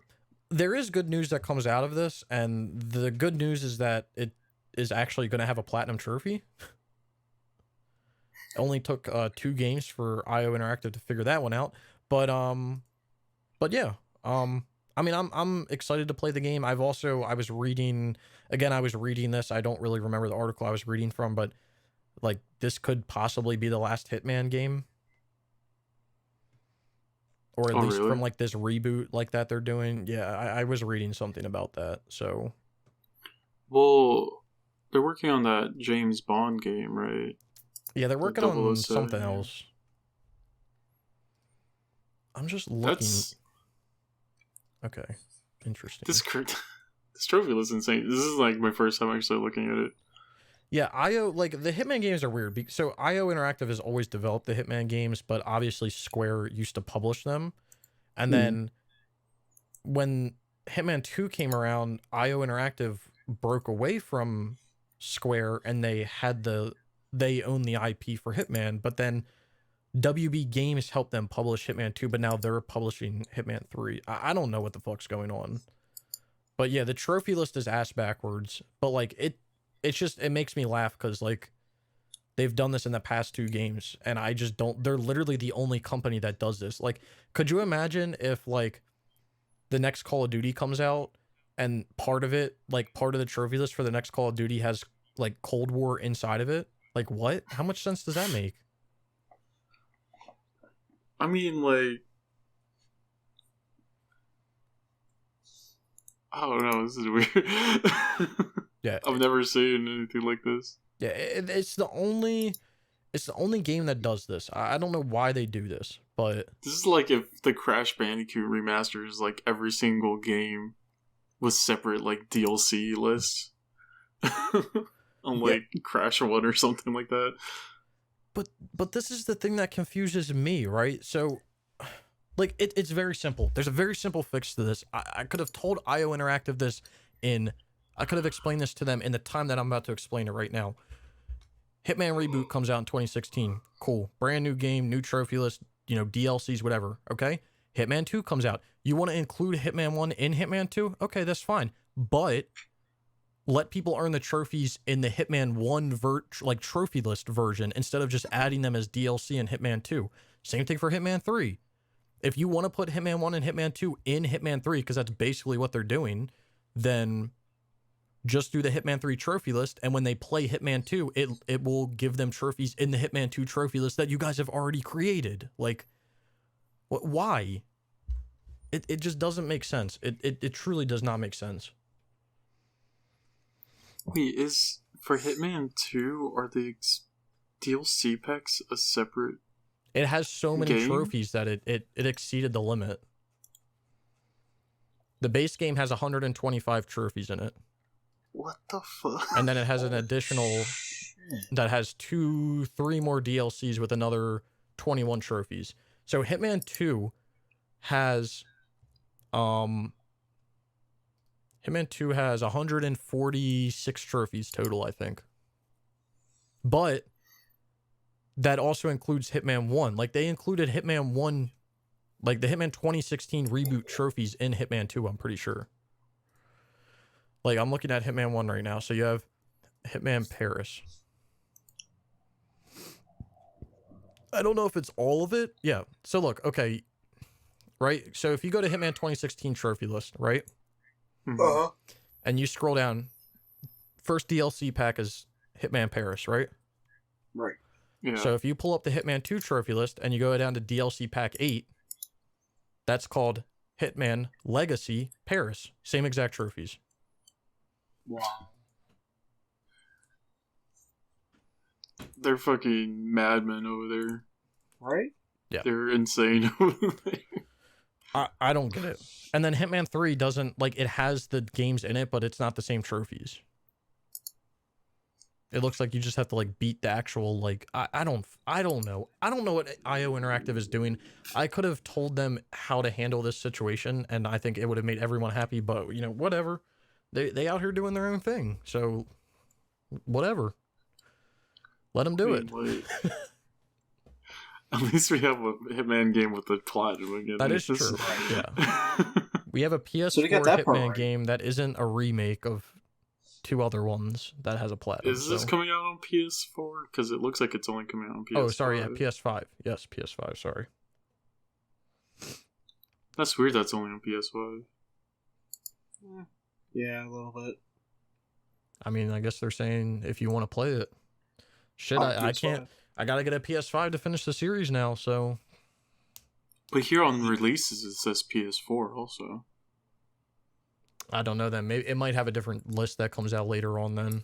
Kind of like what happened with that happened with Immortals, I think. PS5 list dropped first and then PS4 list dropped like a little bit after. Yeah, you're right. So. Hitman franchise, 507 trophies altogether. Holy shit. Yep. You do. And half of them are from the 3 games. Well, listen, no, that's wrong. IO is Hitman like the Go biggest all, finesser in the entire game industry. There's only been like 2 companies, 2 developers that I've heard of that have left like their parent company and got to keep their license. So IO and who else? Bungie with Destiny. Oh shit! Yeah, I that like recently happened too. I completely forgot about that.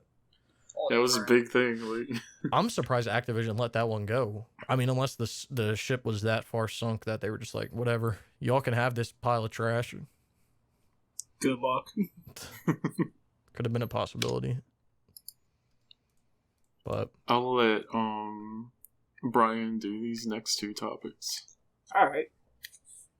This one's strictly a rumor. There's been no sales figures at all that has been announced, but rumor has it PS5 has sold 4.5 million units within its first month of being out. Sony has not put out any actual statistics yet of the sales, but apparently Jim Ryan has said this has been the best console launch ever for Sony or anybody. And it has been the best console launch for PlayStation as well. I mean, people have nothing else to do right now. Right, and and I can see them selling for $0.5 million because that does count the scalper buys as well because they did buy them. So, well, yeah, I was just about to say that like the scalpers, it doesn't matter to them, right? Like they still technically bought it. So yeah, that's really it for that one.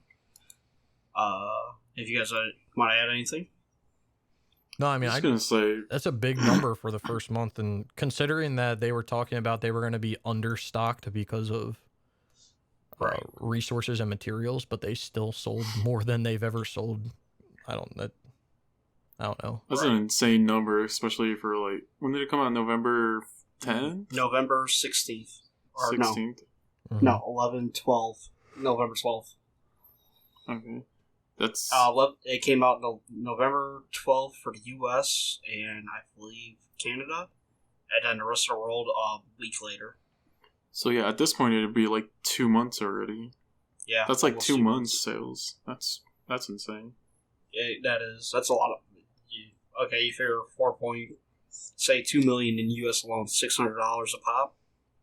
Yeah. Yeah, but don't forget, there's also digital consoles we're sold a little bit less, but it's only 400, I think. Yeah, but still.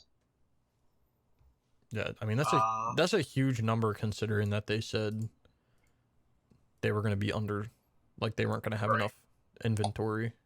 And like I said, it's just a rumor. Nothing's been confirmed yet, but if that is true, holy crap.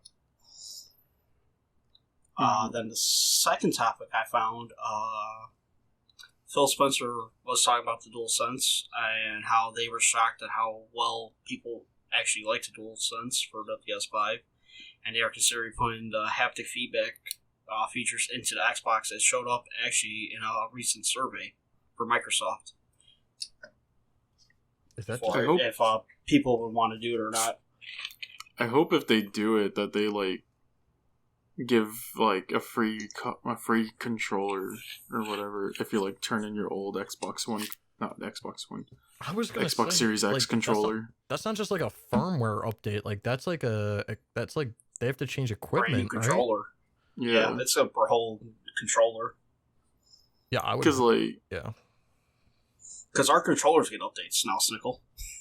Jeez. Yeah, PS5 controllers get updates, but I've been out of the loop for a few months now. You know, I can't get the 5, so. Yeah, our PS5 controllers get updates. But yeah, like I hope at least that they have like some kind of program to like give your Series X controller back and like get this new one if they do make it, because that's kind of like a spit in the face, I feel. Or like first adopters. And Phil Spencer's told Sony great job on a controller and that this is the right direction that gaming needs to go for better improvement on controllers. Which is like such a huge redirection of how it was like before the consoles launched. Right. Which is funny. Yeah, it's because everybody loves the DualSense. DualSense is a great controller. It really is. Or you give them a discount if they buy it and keep their old one. Yeah, I don't. I mean, like, how much of a discount? That's probably what will happen. Like, I don't know. They have to have some kind of program because, like, they they boasted on like a lot about how it doesn't matter that the DualSense has haptic feedback and adaptive triggers, as no one's gonna use it anyways and stuff like that. And people who are using it are loving it. So, and I can see like other like AAA titles actually like that are cross-platform using it as well. So, Ubisoft for sure is using it. Yeah. Well, I know, like, the two games are, like, using it kind of creatively is, Deathloop and Returnal. Mm-hmm. I think Ratchet & Clay's going to be using it when it hits. Yeah, but we don't know how, like, it's using it yet. Right. Because so far, like, most of the stuff has been, like, resistant on, like, you aiming down and stuff like that. Right. I know, apparently with Deathloop, your gun can, like, jam on you, and then you won't be able to, like, push R2 down anymore. Oh, that's cool. And, Returnal, it's like, if you want to do, like, secondary fire, you only push it a little bit, and you'll feel, like, the resistance like that. You don't push it all the way down to do, like, the alt fire. And if you want to do, like, primary fire, you do, like, the entire trigger down. Okay. Borderlands 3's been using it, I noticed. It also depends on what gun you're using. Like, if I'm using a sniper rifle, I really gotta, like, hit R2, right, press down on it to actually fire the gun. Or if I'm using a pistol, it's not as much.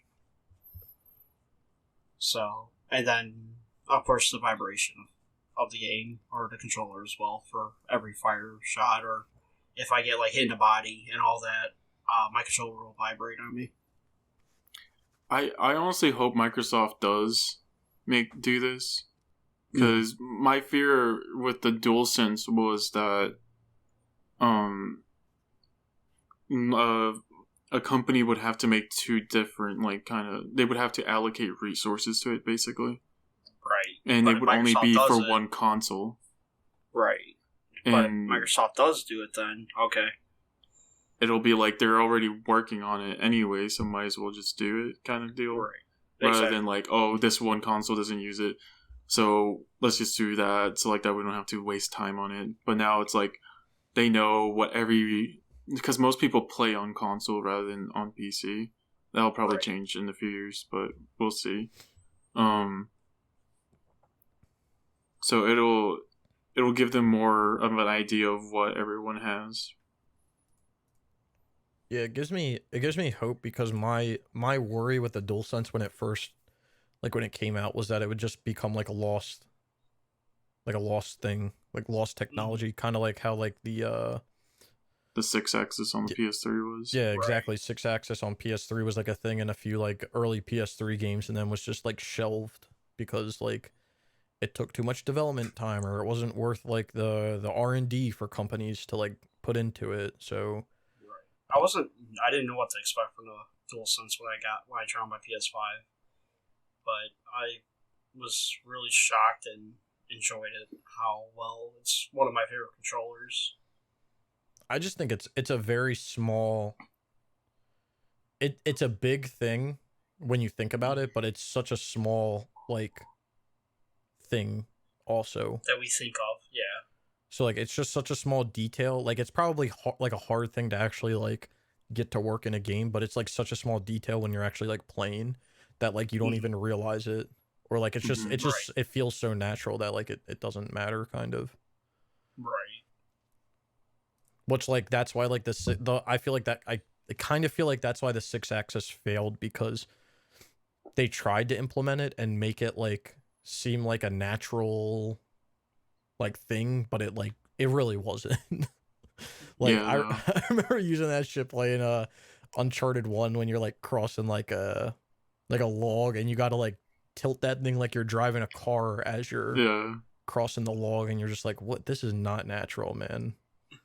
Mm-hmm. Remember how you had to like arc it to like throw the grenades? Yeah.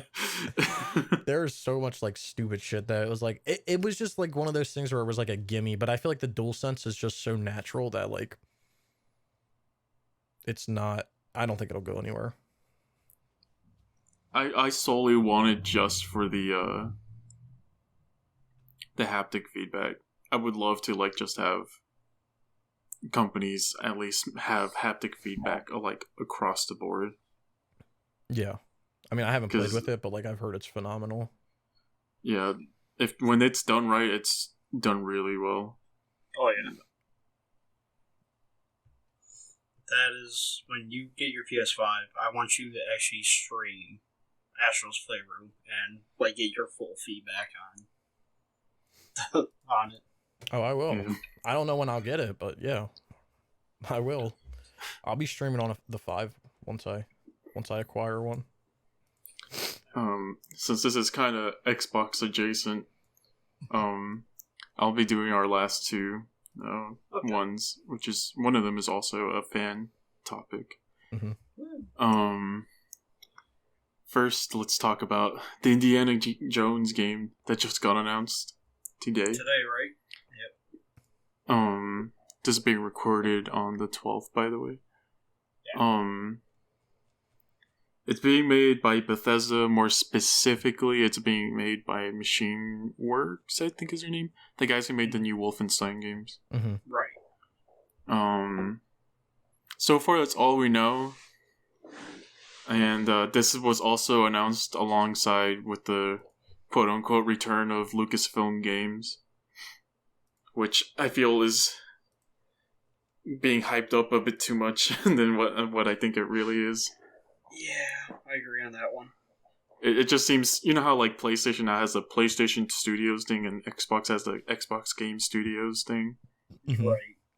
On like the beginning of their games. That's what I think it's just going to be now. Like for games that are like Lucasfilm stuff. Yeah, they'll probably just have that stuff at the beginning. It'll be like a Lucasfilm Games production or some shit like that. But yeah, I guess my only question with this is, with Microsoft buying Bethesda, is this multi-platform or console exclusive? I talked with Brian about this a little bit. I can see it becoming exclusive. I can also see it being multi-platform. Because me and you both agreed on that part. We're both not sure, and we both brought up good points about it. Yeah, because my point for it becoming exclusive is, obviously Lucasfilm's parent company Disney, has given like the exclusivity of like of Spider-Man to PlayStation, and so it's not like they're shy to do it anyways. So I don't know.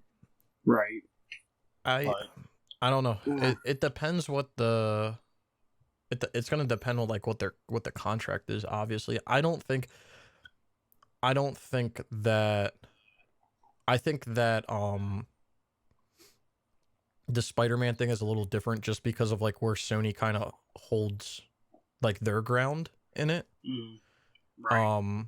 Where like Lucasfilms or Disney could have gone to any company to make an Indiana Jones game. So I find it hard to believe that they would go to Bethesda to make a game just to make it Xbox exclusive.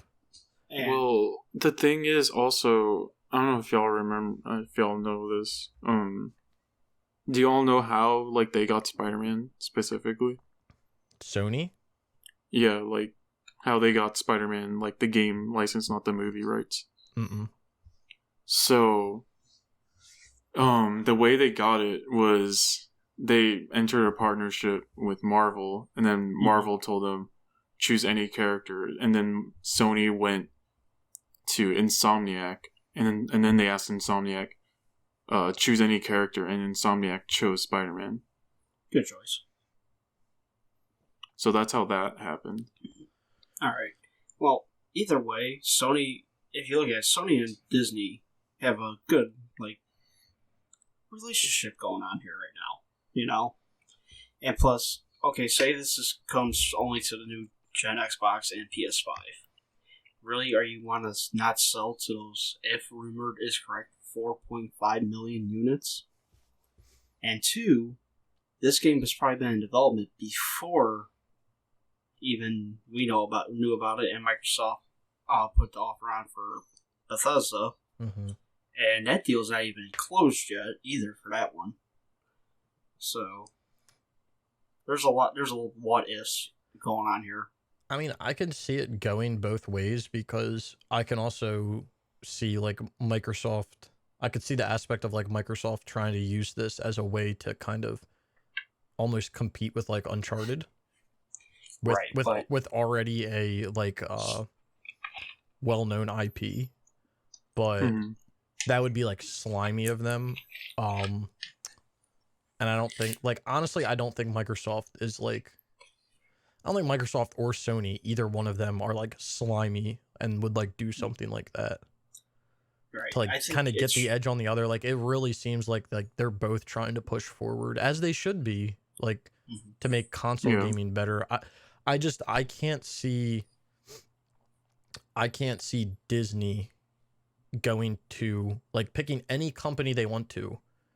Like, they could have stayed with like EA if they wanted to make it. Right. But they went to Bethesda, who's now owned by Microsoft, and then almost, yeah. They're gonna miss out on the other half of all of the consoles. You're gonna miss out on all the PS4s or PS5s. And my thing is too, okay, you make this just like Uncharted. So you got Microsoft's Indiana Jones versus established Uncharted for Sony. You're gonna go head to head with Naughty Dog. When you're going to come, and if you want to go by story driven, Bethesda don't have the best track record for stories. Uncharted does, or Naughty Dog does. Shoot, Bethesda's game's going to be filled with 200 bugs the day it comes out. You may not even be able to play it. Well, we need to stay specific that but that's not being made by Bethesda. It's being made by Machine Games. Right, true. But still. True, that is true, but they are... But, I'm not saying they're doing, like, story-driven... They've done well story-driven stuff. I didn't like the new Wolfenstein games. Personally. Which one? Which one was that? The New Colossus, or was that Young Blood? I don't like any of them. All of them. They're too cliche. You see. They're way too cliche. But I don't know. I mean... They go either way. That's my thing. I don't see it being an Xbox exclusive. Especially if it's something... Especially if it's an IP that is already, like, is already known. Like, I could see it being different if, like, Bethesda was like, hey, we're developing an Uncharted-like game, and it had a whole new game. But the fact that it's, like, already, like, it's Indiana Jones, I don't think that would be like, that would be like EA or, like, or let's say that, you know, EA loses the Star Wars licensing, right? And then,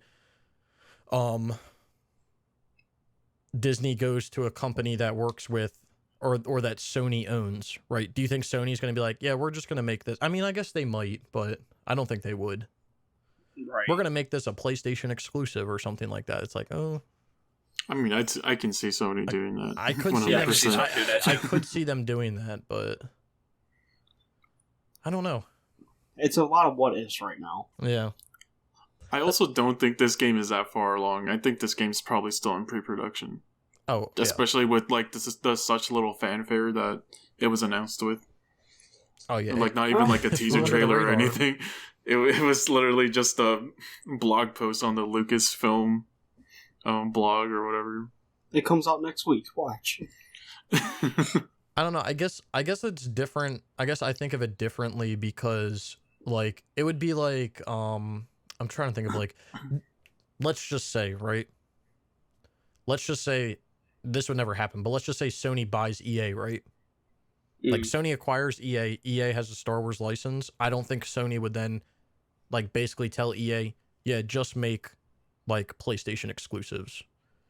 Like, if it was a company that was, like, public, like, it's hard to compare because, like, this whole, like, Bethesda thing, like, them being such a big company and being acquired by Xbox, like, or Microsoft is, like, just, like, never been done before, kind of. Right. Yeah. Yeah. Like, there's obviously been companies that have been acquired, but not, like, on the scale of them. Right. It's a what if on a bigger what if right now. Yeah. Yeah. It's we don't even know if Bethesda games are going to be on PS5. Yeah. Also. Yeah. Exactly. That's another thing. Like, are all the new Fallout's going to be Xbox exclusive? Like, if so, I'm just going to play them on my PC. So yeah. Like, I know Doom Eternal is supposed to be getting, like, a next gen update. Like, we don't even know if that's going to be also on PS5. Also. Yeah. I feel like it would be, but we have no confirmation. So. I feel like it would have to be. But yeah, there's a lot of what ifs. Like, what happens? You're going to tell me that Bethesda's going to miss out on whenever the next Elder Scrolls game comes out, they're not going to release it on the PS5? Like Microsoft would be stupid to not let them do that. Like I think you have to look at like the cost benefit like analysis of it.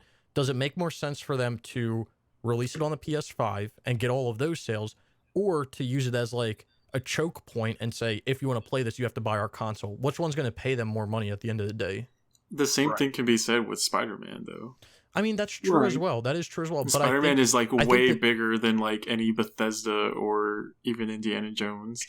Yeah, but I think the difference with Spider-Man is like, first of all, like like the last few Spider-Man games, even though they've all been dog shit, have been on they were on the PlayStation 3 or PlayStation 4. So like they were also on the other consoles though. I don't think they were. Was Amazing Spider-Man on the Xbox? Yeah. Yes. It was? Okay.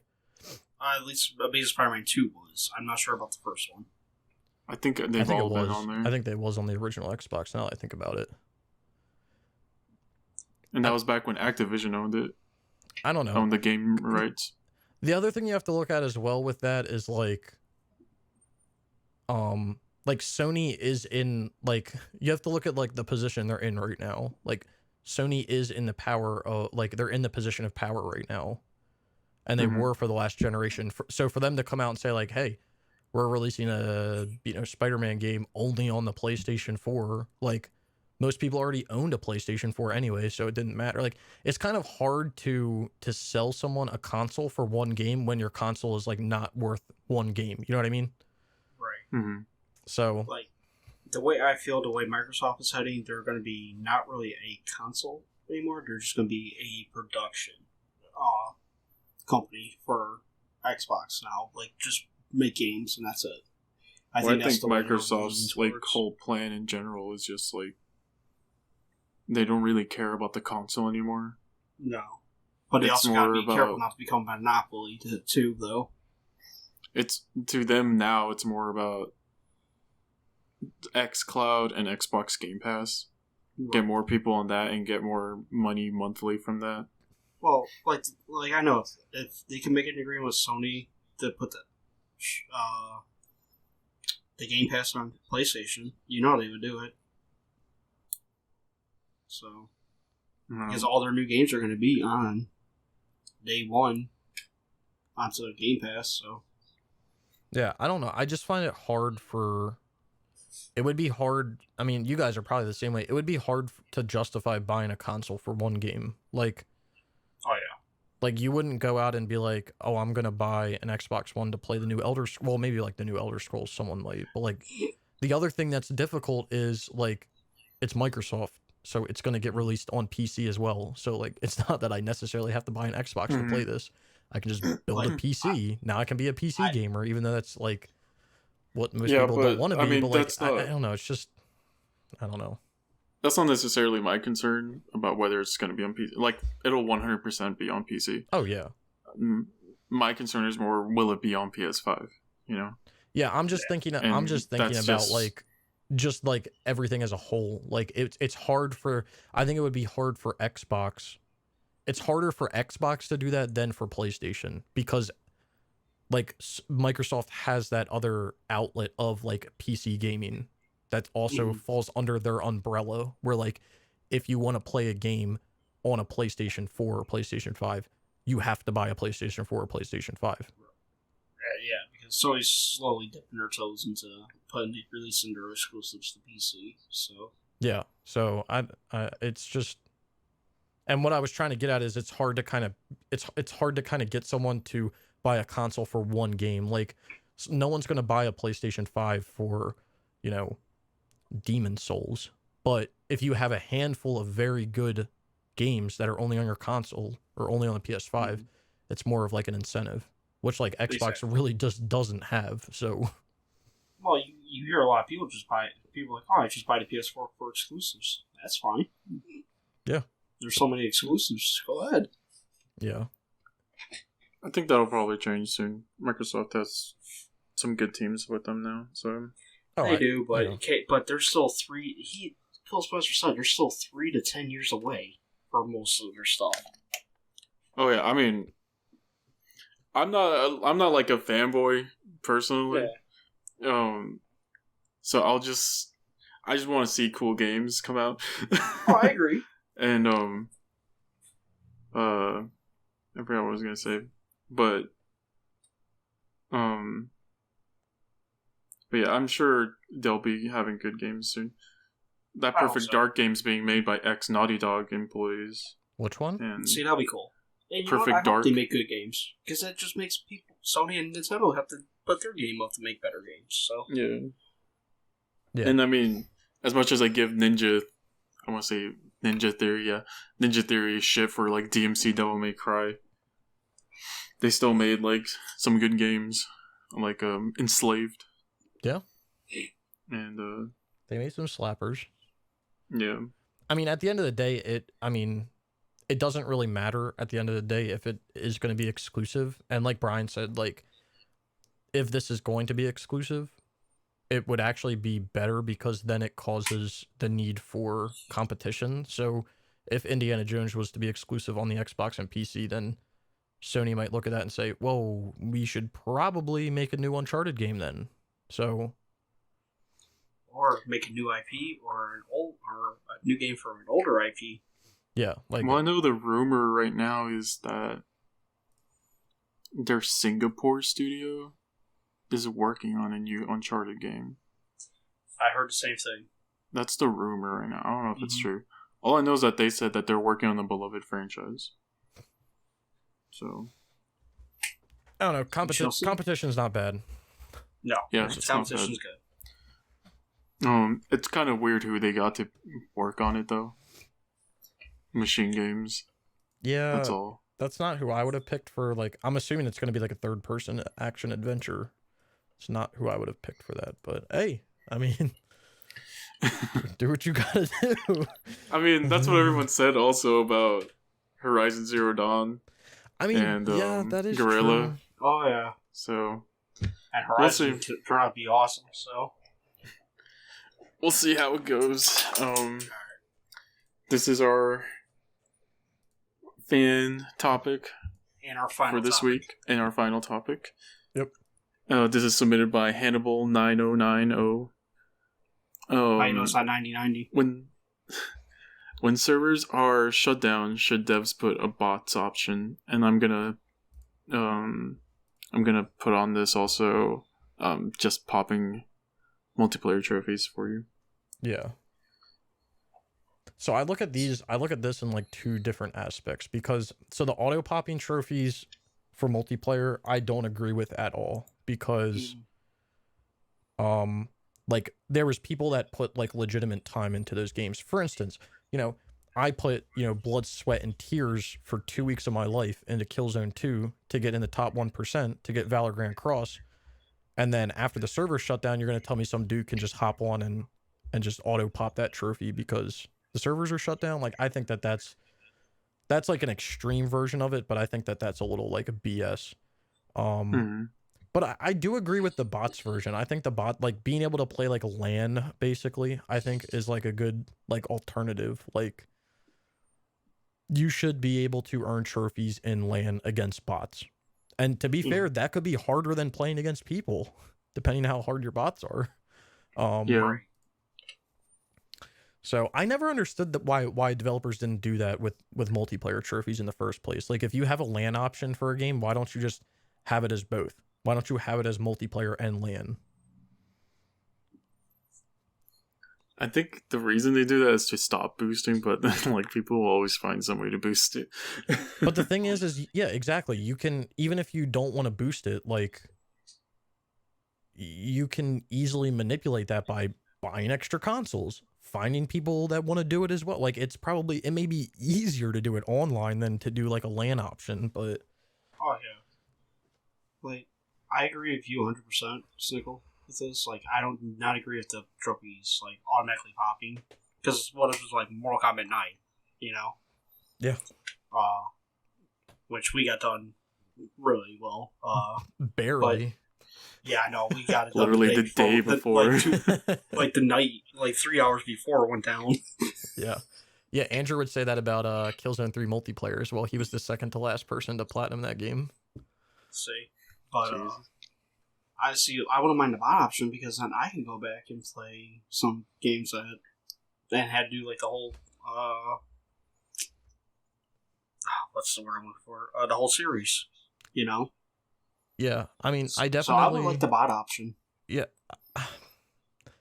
It's funny because this question being asked, like, actually, like, kind of irritates me because I do wish that it was an option to have bots because, like you said, Brian, like, it would make things so much, like from an OCD standpoint, it would make things, like, so much better because, like, you could sit there and be like, I can do the Resistance franchise. I can do the Crisis franchise. I can do, like, you can do all of these things. Yeah, like imagine Resistance 2 with the bots. Yeah, like what? You have to get, 10,000 kills or something? Like, okay, that may take a lot of time against bots, but at least you can, like, chip away at it, day after day. Right. Mortal Kombat versus DC. Yeah. I mean, there's like a handful of games that I could name, and like even games that I've completed. Now, the only thing that I would question is if you had a game like Killzone 2 where it was like leaderboard related, or like Lost Planet 2. Like if you have a trophy list like that where you have to be on a leaderboard or in a certain position, like I don't know how you deal with that after a server shutdown. I think that would just be unobtainable, honestly. I think they could switch it up to like you got to get so many points altogether. Yeah. And all that. Yeah. I feel like certain games. So I feel like Killzone, like the way I got Killzone Mercenary, the multiplayer done, was I did it in bots, and the way you do Killzone Mercenary is that if you're starting from 0, you do 100 matches in bots, and then you have to do at least 1 match in online, and that's how you get the trophy. Mm-hmm. Okay. And but also I feel like especially like back then on the PS3, part of like what made these trophies so hard in the first place was that multiplayer, like Crisis 3 and Crisis 2, Killzone, Twisted Metal, Kane and Lynch 2, yeah. But you still have to do the grind, GTA 5. I can. I feel like when it's like just getting kills and stuff like that, and you were just finishing matches, like I feel like there should be a bots option, but when it's like something with leaderboards or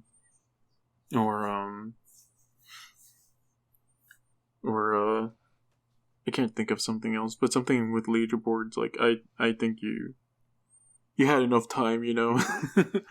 Yeah. Right. I mean, it's harsh to say that, and the only way that you can, the only thing that's good is when these companies will actually announce when their servers are getting shut down, because majority of the time they will give you a sufficient amount of time to finish the game. Right. So when you hear that announcement, you kind of have to do it. It does suck for games that were kind of shut down just like out of the blue, like I'm thinking like Ghostbusters on the PS3. Like that game just got shut down out of the blue one day. There was no like, well, this is going down next week. Like it was just down one day, and it's never been back since. But yeah, I think if it's like, I'm looking right now at like the Twisted Metal trophy list, and like there's stuff for like I feel like there should be workarounds for like stupid trophies, like remember that one from Army of Two where you had to like upload your mask or whatever to the so when it comes, there's different types of trophies, and I think this is how they should be handled. So like a trophy like that where you have to upload a mask, right? Or I think it was in like Saints Row the Third, you had to upload a custom character. When it's something like that, you should get the trophy when you press the upload button. No matter what you upload, you press the button, you get the trophy. No matter if it uploads or not, you get the trophy. Yeah. So if you press the button and the servers are down, you get the trophy. Doesn't matter. But yeah, I'm just looking at like Twisted Metal. Like there's trophies in here which like I don't even understand how these are fucking like this rare. But like you have like ram 5 players to death in a single online game. Like why can't that be like, why couldn't that be like ram 1 player 5 times to death in a single match in LAN or something? You know what I mean? Like there are definitely alternatives to like this stuff getting done. Yeah, I'm looking at the Twisted Metal one as well. All sales are final when at least one ranked online game per day for 30 straight days. When one But win one match for 30 days straight. Yeah, that game, that trophy can be cheesed too. Well, clearly it can be cheesed. I did that game in 4 days, not 30 days. So. Well, yeah, you just change your dates on your PlayStation. Yep. The good old change of date. But there's other games, like I'm thinking there's other games that really irritate me when it comes to like server shutdowns. Like for instance, there's Dirt 2 where the servers aren't shut down, but the Dirt net is shut down. So you can't do like tournaments and stuff, and there's trophies related to that stuff. So like how do you go about that? Do you just let people auto pop the tournament trophy? I mean, I don't even know if you have to like win the tournament or if it's just like compete in a tournament. There's one for like choosing a ghost and downloading and beating it. Like you can't do that anymore. Like I think that there's different like aspects, and like it sucks not being able to do a game and get a platinum, but like the mindset I've been taking recently is like, if you can't do it, like just whatever, you can't do it. Like it's literally not the end of the world. Like you want to go play Dirt 2, go play Dirt 2. Get all the trophies in Dirt 2 except the ones that you can't get. That's all you can do. Like play the game. That's literally all you can do. And like it's like harsh to say it, but like if you weren't there when the game was up, like maybe like people don't deserve the trophies. Like I would love to go back and do Resistance 2, but I wasn't really like a hardcore trophy hunter when that game was around, or like when the servers were shutting down. So I didn't even know the servers were going down. So yeah. Like it, well, it I wish me because I would love to go back and play it, but like, and maybe I will one day and just not get those trophies, but it is what it is. Like I wish I could go back and get Shaun White snowboarding done. That trophy list, dude, man, those trophy descriptions make me laugh every time I read them. Yeah. But like I wish I did it. I could have done it. But I didn't know how the internet worked back then. I could have helped you, Waves. I was grinding that shit out right before it went down. When did it even go down? I think it went down. I got it in 2009. Well, I platinumed it in August of 2014, so it probably went down around then. The end of the summer of 2014, I would say, is probably when it went down. Let's see, I'm in the rare aspect. I didn't really start trophy until like the PS4 era, kind of. So 2014 is when I met Snickle. See? Yeah, and I'm the we weren't really like talking a lot. Huh? That was back when like he didn't talk to anyone. So no. Yeah, I didn't. Wait, what the? So. People are definitely hacking. There's so many games I wish I could. Oh wait, this went down in. This looks like it went down in. Yeah. I don't know when this went down, dude. What the hell? There's a guy, I know this guy. He just got the trophy on July 3rd of 2020. That is impossible. It's an online trophy in Shaun White. Wait, what? Maybe he just uploaded his trophies. Well, no, the trophy I'm looking at is Mecha Shreddzilla, which is you've gained a ridiculous amount of respect while playing online. He got it in July. Someone got it in April. What the fuck? I could have swore this game went down like 2015 or 2016. I don't really know. I don't remember. So it looks like it's only one trophy 19, that's down. 18, is it 16. The upload? Is there like an upload one? Upload replay.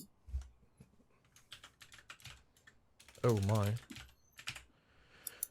Which if that's true, then I can get this platinum. Wait, what trophy is? I have the game. I can Generation 2.0. What's the replay trophy called? Generation 2.0. Thanks for putting a video online. I bet it will totally be the best one on the internet. Yep. So people stopped earning this in September of 2016. So that's when it went down, probably. Do you have that trophy? Yeah. Oh, looks like you can do it. Yo, the shit that you find out. Wait, let me make sure. Are people like still getting this trophy? Yeah, look at like online. Yeah, people were getting this. People have this trophy in July of 2020. Mecha Shreddzilla, look at that. You have gained a ridiculous amount of respect while playing online. 2020. And I know the guy. I know that guy that earned the trophy recently. He's not. That's not a hacker. All right, Snickle. I need you to message him for him. I need you to check for me. I'll go get the game after this podcast is over tomorrow. Listen, and then sometimes you get these nice surprises. It's a Christmas miracle. But no, I don't know. There's different aspects of trophies when it comes to online that I do wish they were handled differently. And the one way is like I do not agree with like auto popping trophies at all unless it's something as easy as like big leagues from Black Ops 2 where you just had to do placement matches and like literally anyone with like your grandmom could have done it if she knew about it. You know what I mean? But then if it's other things that require like time or like if it's stuff where like you had to be on a leaderboard or like the Madden, like all the ultimate team stuff, like I don't like, I think that there should be like different ways that it's handled. But like at the end of the day, the sad truth is if you weren't there when the servers were up, like they down now and there's nothing you could do about it. So the only thing you can do is just get the trophies you can get and like move on with your day. And I've been like advocating this for like a while because like people ask me that all the time. They're like, should I start a 100% account because I can't do this, this, and this? And I'm like, no, just like do what you can in those games and like just move on. Like you're not going to have some black stain on your life or something. You're not going to get a raise at your job because you didn't get the platinum in Tiger Woods PGA Tour 2010 in 2025. Like, no, what? Yeah, like, if you want to play a game, you should play it. And, like, if you're afraid of the trophies being on your list or whatever, then that's... People have, like, burner accounts also.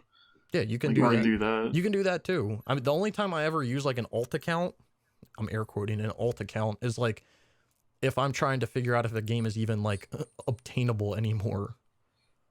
So, like, I was doing, like, back when I was doing research for, like, the Madden games, I was playing on an alt account. Or, like, before I did Battlefield Hardline, I was on, like, an alt account just to see, like, what the fuck the game was doing before I start earning stuff. So,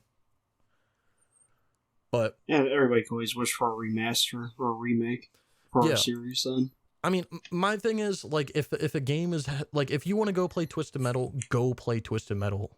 Like, if you haven't played it before and you haven't done the online, just go play it. Like... You can put it on your account. Trust me, no one is gonna laugh at you because you don't have the platinum in Twisted Metal. Yeah, I've done this before on games, and I will do this on more games. I did this on Madden 10. If you go look at Madden 10 on my trophy list, I've earned every trophy in Madden 10 except the online ones because when I went to play Madden 10, the online wasn't up anymore, so I couldn't earn the online trophies. So I did literally everything I could do except the online. And it is what it is. But, like, it doesn't matter at the end of the day if you can't get the online. So. Exactly. That's just my 2 cents. I do agree that I do think that there should be, like, a bot system for certain trophies, or games should allow you to use LAN options if it's something like kill-related or play every day for 30 days or play each game mode. Like, I agree with all that.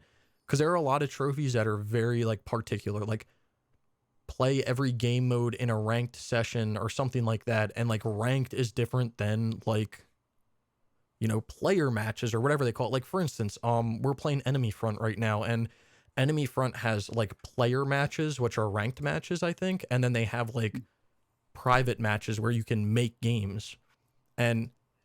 It's weird. You can earn all the trophies in private matches, but you can't earn XP. So you have to play in ranked matches to earn XP. It's so weird, but like, there's stupid stuff like that. So.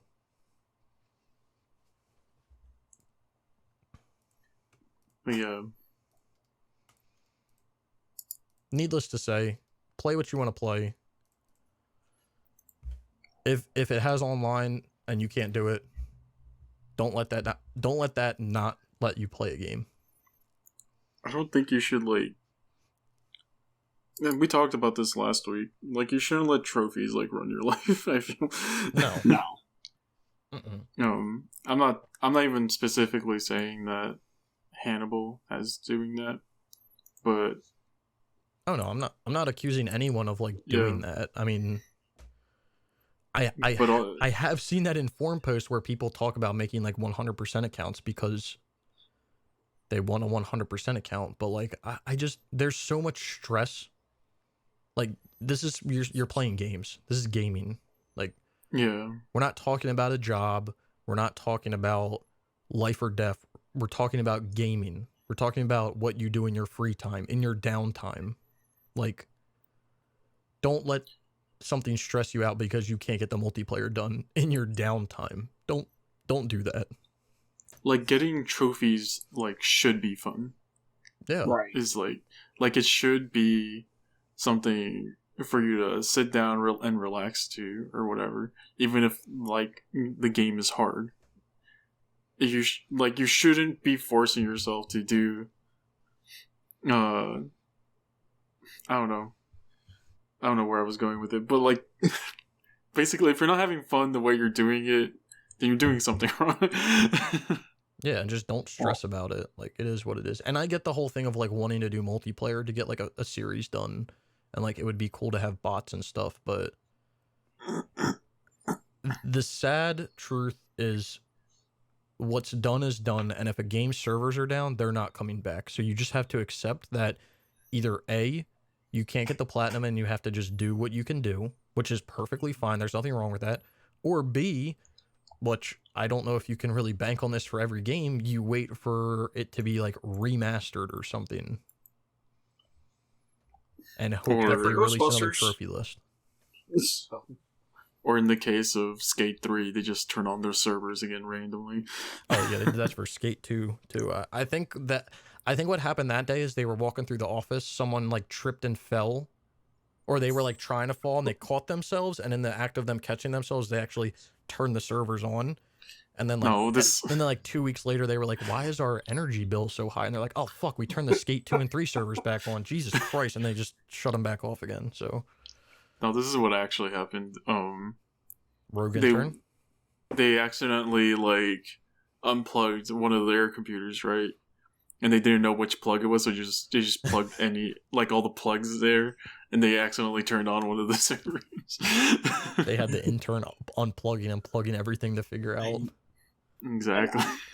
And the idea I had for the last couple of years, all the companies should do, like, a random, every once in a while, like, hey, let's just turn one of these servers on for, like, 2 weeks and see what happens. And I mean, they turn it off randomly. Honestly, I've noticed that there's also, like, fan kind of revivals of servers. Yeah. Because I didn't know this when I went for Demon's Souls on the PSN 3. Yeah, there are player servers. There's player servers. So I beat the game, and then I had someone message me, and they were like, hey, can you drop the stuff for me? And I was like, oh, I'd love to, but I can't. The servers are down. And then they told me, oh, you can. The servers are, if you, like, mess with your proxy server and all this other stuff, you can, like, join this fan server. And I was like, what the fuck? Yeah, there's weird shit like that. Like, but you have to mess with the proxy. Like, there's something in Unreal Tournament 3 that's like that, where the ranked servers for Unreal Tournament 3 are down, but you can join, like, a proxy, like, player-owned server. I think Bulletstorm has it as well on the PS3. But doesn't AVP have that too? Which one? AVP, Aliens vs Predator. No, AVP servers are up. You have to use proxy servers to, like, fuck the game up to think you got max rank, basically, or something like that. Like, it's like a different, like, proxy server glitch. But no, I think the fan servers are cool. I mean, another alternative for this is, and I don't know how this works, like, behind the scenes, but, like, I feel like a lot of these games where the servers go down, they have, like, dedicated servers where if they were just to run, like hosted servers, kind of like how Call of Duty is. Like, Call of Duty will never die, like, multiplayer wise. It can never die because, like, it's not run on servers that, like, Activision own. It's, like, running off of, like, other people's internet. Mm-hmm. So, like, it's like it legitimately will never die as long as people are playing it. And I know why companies don't do that, because it's not as stable, but the longevity and, like, I feel like the amount of money that you have to put into it for, like, a maintenance purpose is, like, far less. Yeah.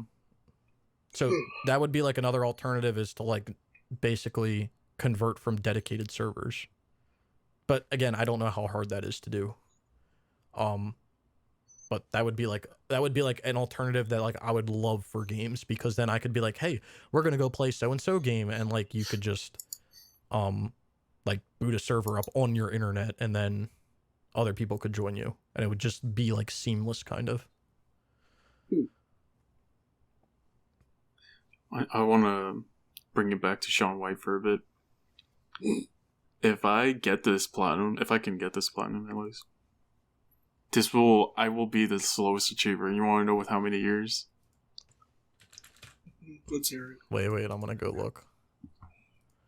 So the slowest achiever right now is 7 years, 8 months. I'm gonna say this is gonna take you 12 years. Close. Okay. 11 years. 11? Okay. If I wait until August, then it can be 12 years. Okay. But I don't know if I should wait with a game like this. No. I wouldn't. Jeez. But yeah. I'm going to look. Oh my. Do you guys have any final thoughts on bots and stuff like that? Yeah, I got my thoughts in. No, I mean, my thoughts will be the same as always. Just play what you want to play. Don't let the multiplayer trophies deter you from playing it. If you can do the multiplayer, cool. If you can't, whatever. Don't let trophies ruin, like, I'm saying ruin because I feel like they can like legitimately ruin gaming experiences for people. Mm-hmm. But don't let them do that. They're just something you're supposed to be doing for fun.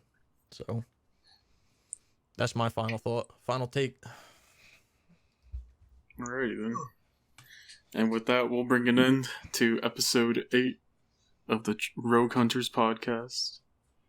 We'll see you again next week. If you want a topic, you can tweet at us, leave a comment down below, and we'll see you next week. Yep. See you guys. Bye, everybody. I gotta take a piss.